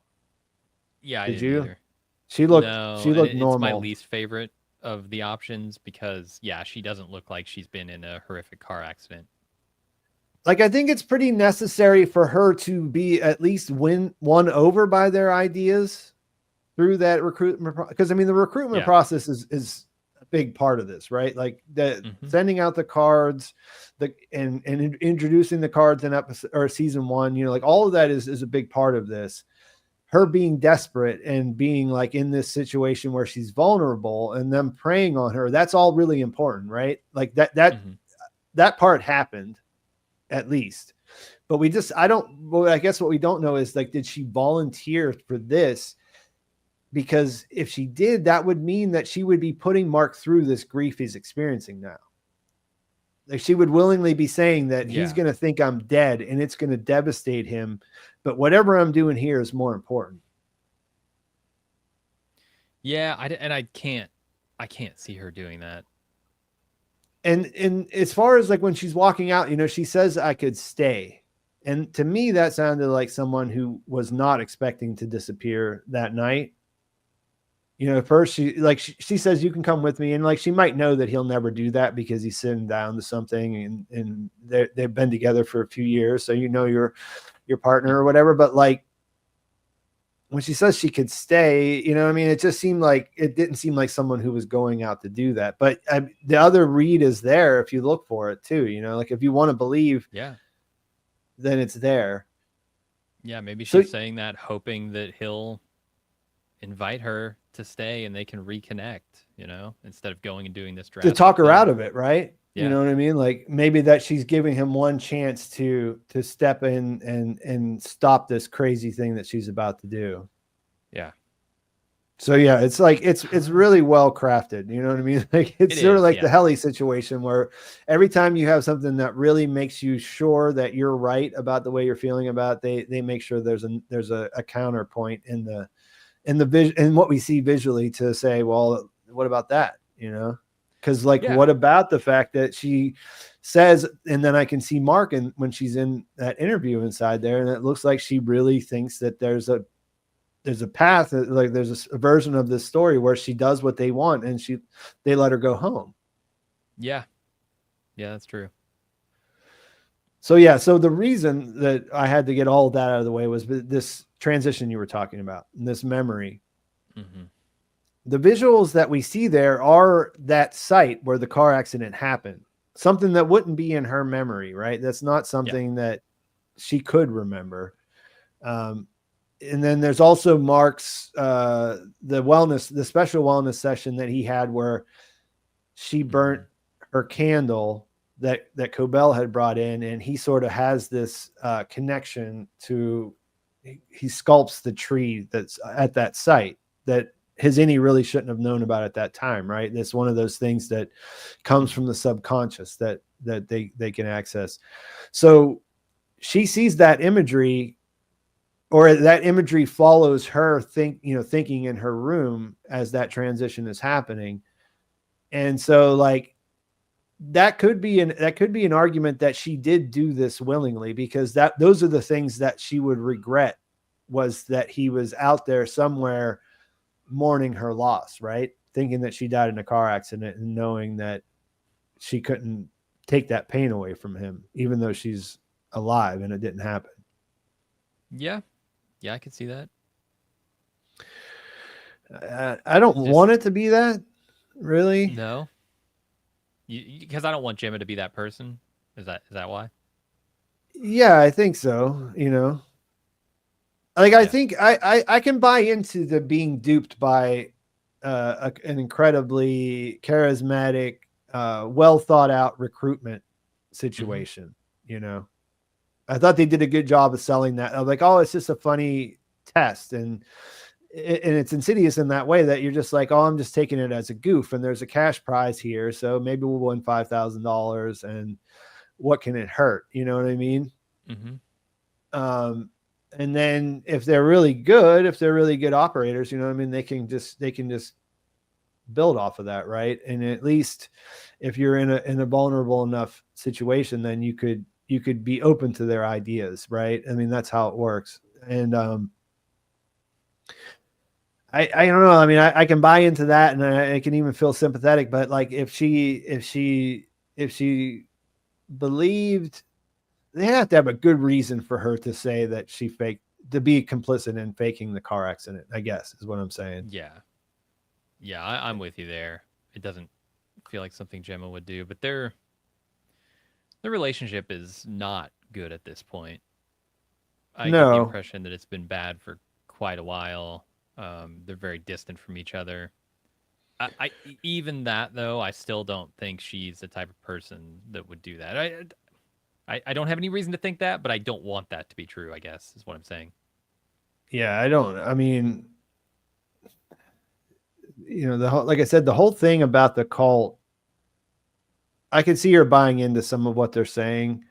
I don't know what they would offer her. I mean, obviously there's another layer of her therapy. Yeah, it's about fertility in this situation. You know what I mean? So like, there's an added layer that they could have, part of what was happening. Like I said, the IVF might not have been working because of the fact that they just duped her. They weren't even giving her the proper treatment or something like that. You know what I mean? That part would be pretty easy. The part that comes before that would be kind of hard to explain how they were involved in the miscarriage and things that happened before that. Yeah, I can't see any way that would happen. Although, who knows? Maybe it's in the water. Are they living in Kier at this point? I guess that's another question I have. They must be, right? If they're going to a Kier medical they facility. Live in Kier. Kier PE. Why do they live in Kier? Yeah, I think I heard you guys talking about this before. I don't know.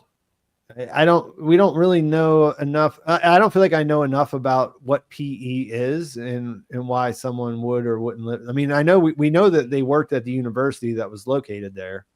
Yeah. That's why they met, but we don't know whether they were born there or if they relocated there for some reason. It's a little bit more. We're kind of getting into, like, there's a lot of stuff here that we could spin around in circles on. Yeah. But Is there anything that we haven't touched on that you really wanted to bear down on? Yeah, I want to talk about Mark. Yes.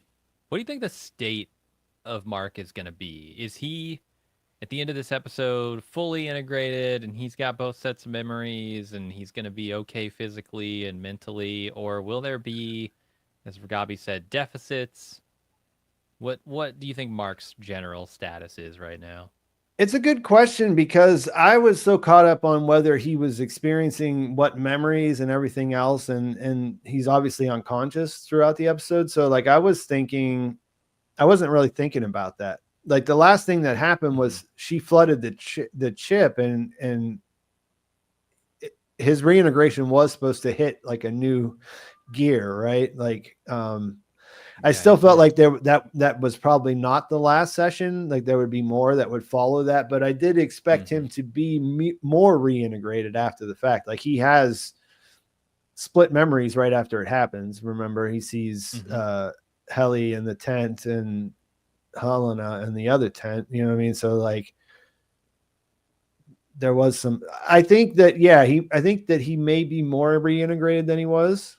So just like more frequent flashes of memory and deja vu and all that.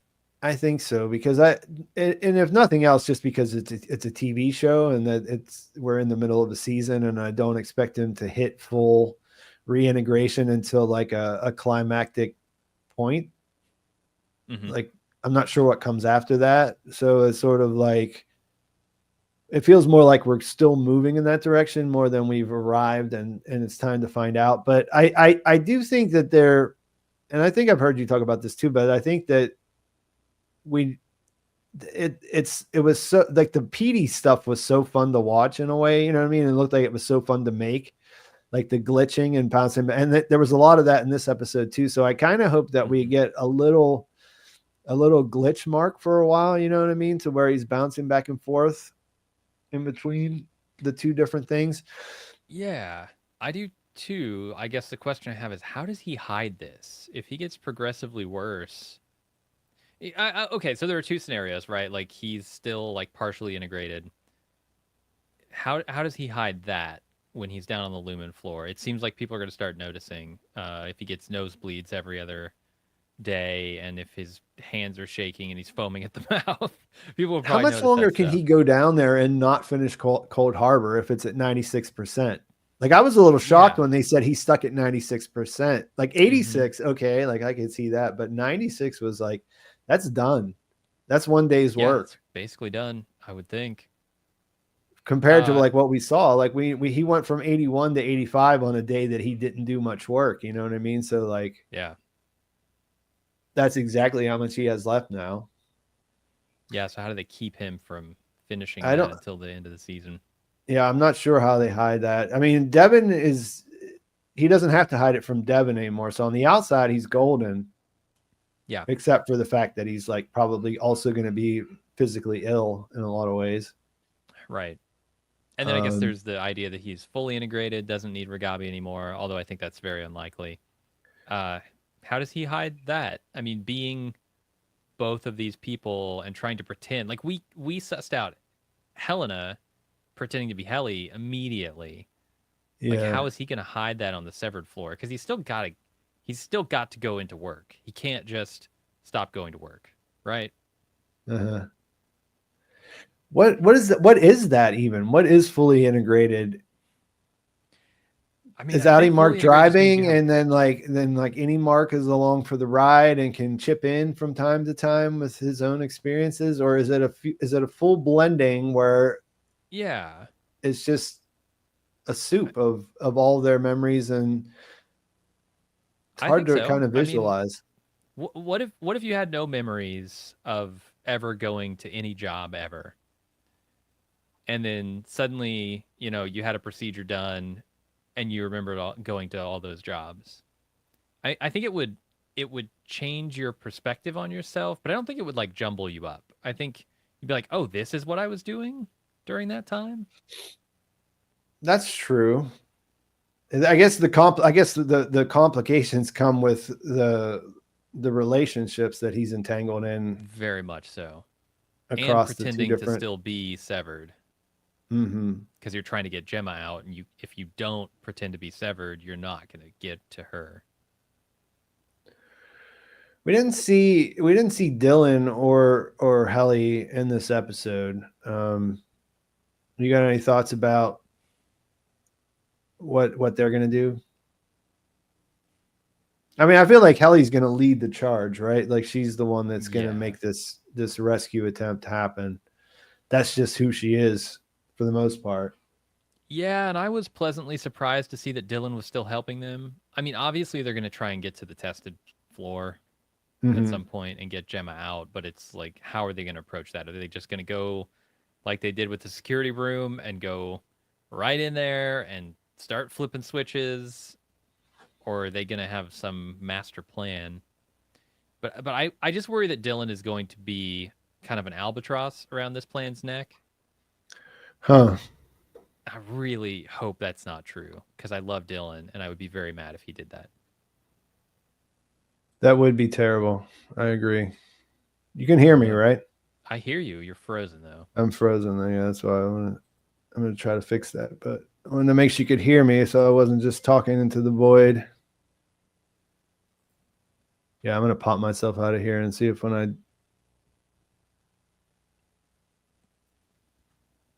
Nope, still frozen. Oh wow. Yeah, well, we'll make it a little bit smaller so that people don't have to. It usually fixes itself. This is the longest I've ever seen it happen. Okay. I don't know what else to do.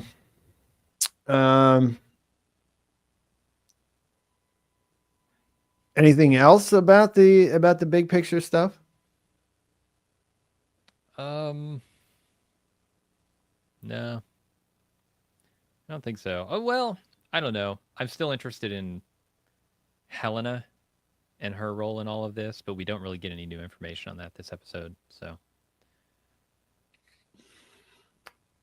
one of the things that that you think about, because this is kind of the episode that made Lumen 100% unredeemable, right? Like they were already awful, but as an I entity, think it happened a long time ago. Well, yeah, but I'm saying that this is like, ya. Obviously they're not doing anything good, and obviously, even if we don't understand what they're doing, we know that it's bad and that it's probably going to have to come down by the end, right? But this is like, okay, well, this is worse than I could have possibly thought. Yeah. Where are you at on redeemability for people that are stuck inside this in the system? Helena, Like Milchek, Natalie. I think it's totally possible for redemption on an individual level. I believe in acts of redemption and true repentance. Mm-hmm. I think that stuff should not only is possible but should be allowed in society, because if not, it fucks up all the incentives to ever try to be better. Mm-hmm. And so I hope there could be some kind of redemptive arc. It's kind of why I'm hoping that Cobell comes back and starts helping the home team here. And I think, I hold that out for Milchek or Natalie or Miss Huang, although she plays the theremin, so she might be too far gone. But yeah, I don't know. I think Pete's gone. I think Pete's too far gone. He can't be redeemed. His camera is beyond redemption. Here's the amazing thing about this. If Pete doesn't come back, I have no ability to stop this stream, so I guess I'm just stuck here.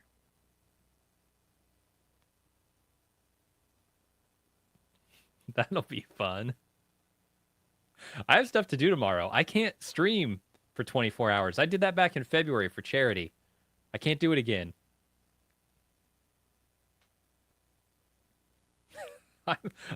Now, it's times like this when you wish you could flip a switch and just be severed. You guys probably like talking to my innie anyway.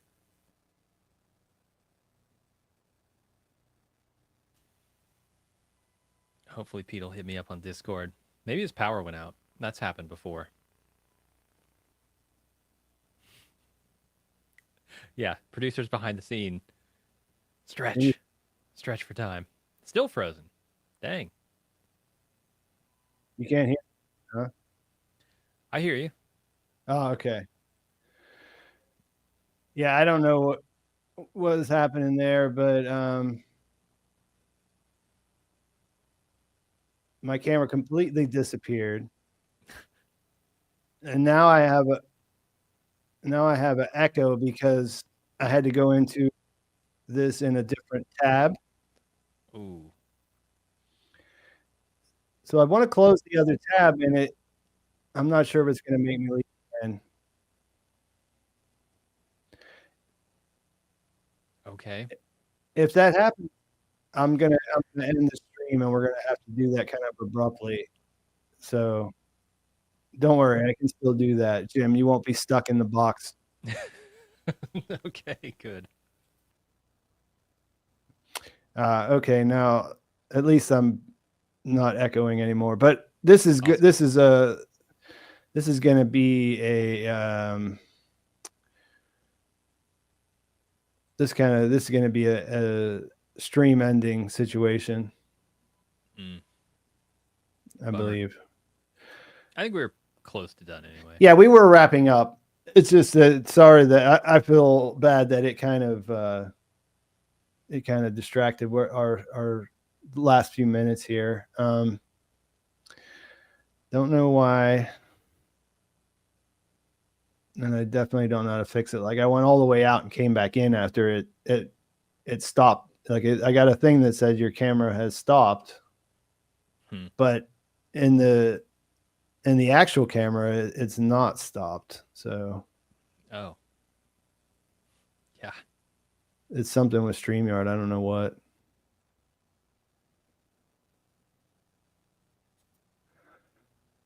But thanks for coming out, Jim. Yeah, no problem. Thanks for having me. Did you have anything real quick that you wanted to hit on before? Like show wise, plug wise. Oh, plug wise, sure. Yeah, the Waffle Potty. That's our Severance podcast. Me and my co-host Aaron every week at the same time. I think Pete's dropping his episode or his video up on YouTube. We're dropping our podcast, so watch his video and then come out, check the Waffle Party out. And we're also covering a lot of other stuff. Right now we're covering the original series of Star Trek. We're covering Yellow Jackets season 3. That's a lot of fun. If not just a altogether weirder show even than Severance. But that's pretty much it. Yeah. Weirder, huh? In some regards, yeah. Yeah. Like I said it earlier at the beginning, you guys have been here week in and week out. It's been great. I really appreciate it. I wanted to do these streams because I love this show so much, and I didn't want to commit if I didn't have someone to come on, and you guys stepped up, and I've been super happy with the way that it's turned out, except for this little camera issue here. You'll be back not next week, but for the penultimate episode, I guess, right? Yeah, episode 9. And then Aaron and I were talking last week. Hopefully you guys will both come on for the finale. So we can have a little bit of the full team. But yeah, when you come back, we're going to have the popcorn for dinner guys in too. So it'll be cool. I figure that the penultimate's going to be a big one. So, we'll try to do that. I got a couple questions here that I didn't get to. I'm just going to scan through them real quick, and then I'm going to let you go. Okay. Yeah. Sounds good. All right. Matt's Idea Shop. Thanks for the $1.99. What are the expired files? Dead test subject. And this is an interesting question because, like I said, this episode makes it seem like Gemma is the only one there. So I would say no, they're not dead test subjects. They're just things that didn't pan out as far as rooms. But I don't know, I don't know how to connect those dots on the spot. Do you?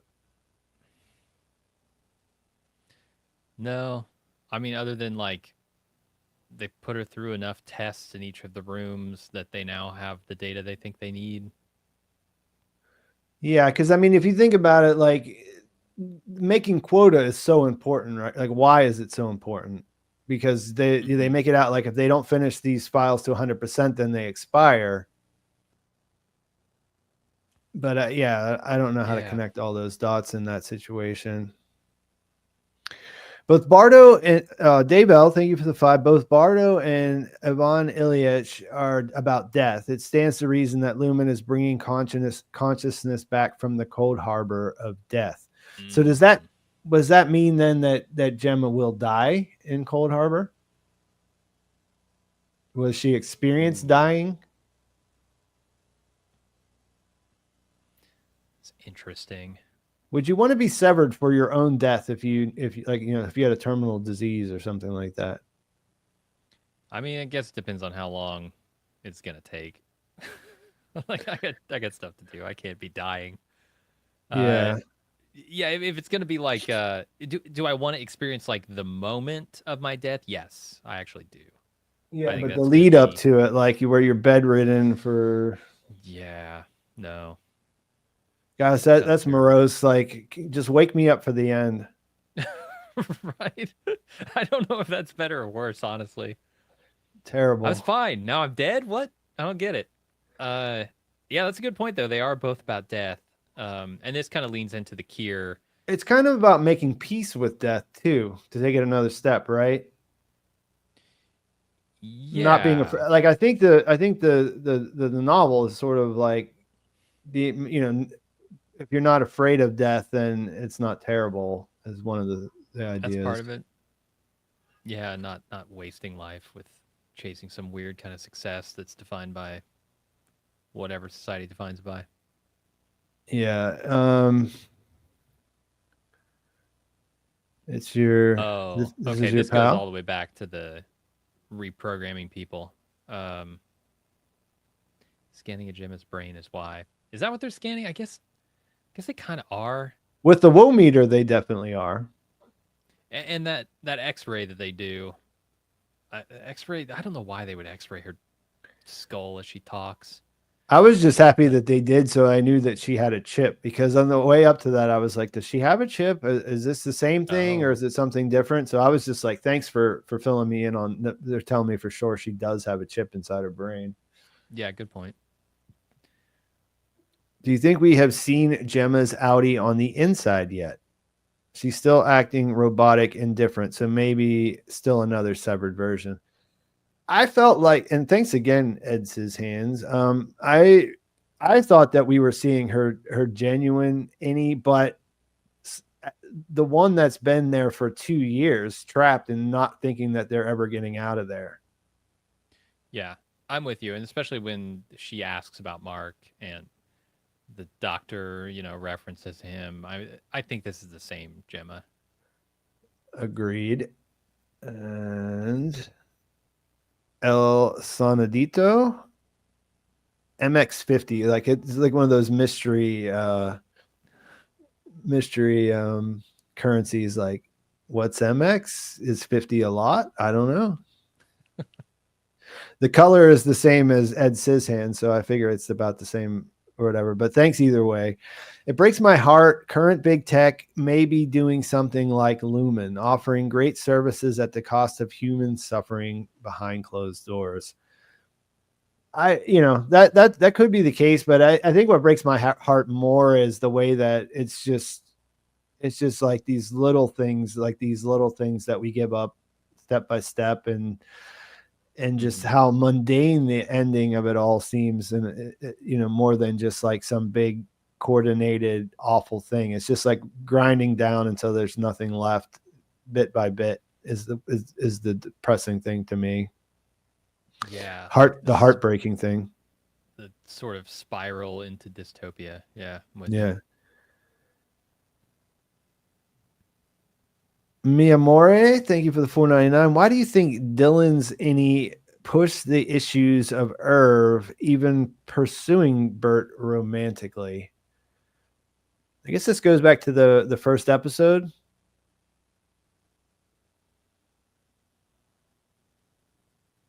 The one where Irv is trying to leave? Yeah. And I think that was, I mean, if that's what you're talking about, Miyamura, that was, I think, just to get him to stay, because going out the door would be akin to dying. I think he saw that as a way that he could break through and get him to at least stay. Yeah, he kind of even switched the story a little bit, because he was definitely not in favor of the courtship, but he says he was in favor of the courtship in that exchange. Mm-hmm. You know, like he may have come around on it, but like it you know, he tied him in the room with his belt, and then they escorted him back with his arms tied behind his back. Like there was some stuff going on there. He's the most tribal of the MDR, the Macrodettes. Mm-hmm. Why was Gans College there and then gone? I don't think it's all the way gone. I think it's only part of it that is not occupied. That was my understanding. Yeah, I think they referenced that part. I think they mentioned that in the official podcast this week too. Yeah, it's interesting. Maybe they found what they were looking for, right?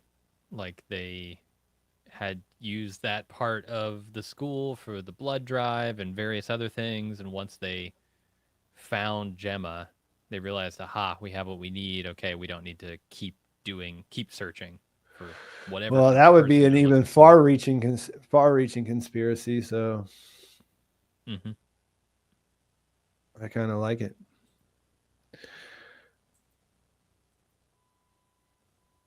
So yeah, I guess that'll bring us to the end here. Thanks for everyone that came out and participated. Like I couldn't keep up with the chat today, and that's always a nice problem to have, I guess. You know, mm-hmm. that it was moving by so fast that I couldn't see them all. Got one more here at the end. Mike Metco meetups. On the screen, it shows Irv's Watcher. Is this continuity error? No, I if you watch to the end, in the final scene, which takes place, you know, in the present, he's gone. His seat's empty. Right. Because so this is earlier. Because we're filling in the blanks on what's going on in the testing floor. This is running parallel with that. And it doesn't catch up until the end of the episode. So, you know, like we saw the connective tissue with the first time she went to go watch Helly.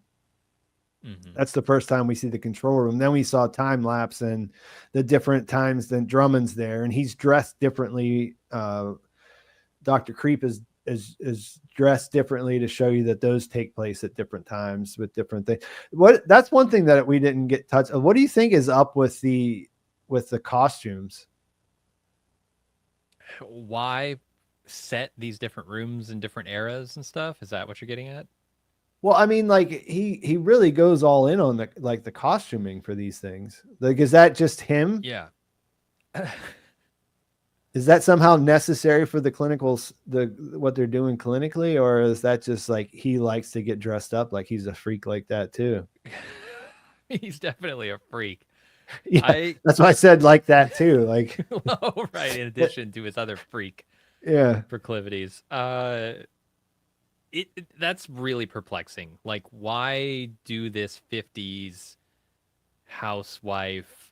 Like TV wise, I get it because it's funny and it brings a little bit of levity into the mix. You know what I mean? Like, and I'm all for it. I just wonder what purpose does it serve for Gemma and their experiment? Yeah, exactly. I really don't know. Now, okay, so there's the theory out there that all the Egans are kind of laying in wait. They are maybe the board, and you've got all their consciousnesses and vats or whatever waiting to be sort of put into new vessels in the form of severed employees. is this something where like one of the Egans from the 70s has designed these experiments, and that's just like what they have in their brain, and then you got another one from the 50s designing the Christmas one, and Yeah, I think that there is a in-show explanation that already exists, and it comes. Yeah, it comes down to why MDR looks like MDR does, why their computers look like they do. That's all according to Dan Erickson, creator and showrunner. That's all by design. That's like they wanted to make the tech inside the office as different as it would be as what their Audis would use at home, in order to just further separate them from their Audi lives. You know what I mean? So in these little rooms, it could be that could just be the case. You know what I mean? Like shouldn't, it should feel out of time. It should feel out of no specific place. That also makes Allentown seem a little bit weirder too, because there's elements of her own home involved in what's going on there. Yeah, or maybe they're testing very specific parts. Maybe that's a way of like having some kind of control, as you would in like a scientific experiment. Let's test this one thing about their relationship on Christmas, right? But we're gonna set it in the 50s. It's not gonna be in Mark's house. It's gonna be completely foreign place, but the feeling will be the same. Mm-hmm. Maybe they're yeah. I don't know. I mean, I guess if you think about just the sort of the simplest end game, like how to summarize it or whatever, it would be that humans would never have to be bothered with anything that they do anymore. Like they would never have to experience uncomfortable situations, right? Yeah. Like if you had this severance chip that she has, and all of these different businesses had installed the tech in their locations, you would be able to move through life checking out on all the things that you don't want to do anymore. Right? Mm-hmm. That's how I would use it. That's what it would be. It would just be like, if once everybody else is doing it, then who cares? You know what I mean? And the innies aren't real people anyway, so who cares if they have to live their lives in a loop of dentistry, Like, they like dehumanizing actual human beings has been pretty easy for different governments and people at different times, you know what I mean? So like doing it for a thing that also is helping you helping you serve your being, having a convenient life where you get an actual positive reward for your dehumanization. You can see people getting on board if that's just the way that everyone else is thinking, Yeah, which is crazy considering you're doing it essentially to yourself. But I mean, that's kind of the point. Yeah. Of Severance, right? Like the whole show is showing us like, hey, you guys are doing things that probably you shouldn't be doing, but you're doing them to yourself willingly because of all these things that happen to you or reasons you have, but you're kind of also doing it mindlessly. You're not thinking about what the cost of it actually is. Yeah, and you could go so many directions with that too. Like, you know what I mean? Like I am like you are your own worst enemy, right? And like, yes, you punish yourself better than anyone else could. So like, there's even like an additional layer there of like, you would only do these things to yourself. Like dehumanizing yourself is somehow easier than other people. You know what I mean? Yeah, which is really kind of insane. And like I said, we could go down multiple different tracks there, thinking about how that affects what's going on. But I think we should probably wrap it up. Okay. You know what I mean? I mean, if you want to keep going, I can. It's not a problem. Fine. If you still had a camera, maybe we could. But feel Yeah, like we're talking to the wall the camera here. thing kind of brought us to a strange place. So Yeah. maybe it's telling us something. So yeah, thanks for coming out. Thanks for being here, Jim. Thanks to everyone who participated in the chat. We'll be doing it every week until we get to the finale. And you know, it's obviously a lot better when you're here and you're asking questions and helping us think about it.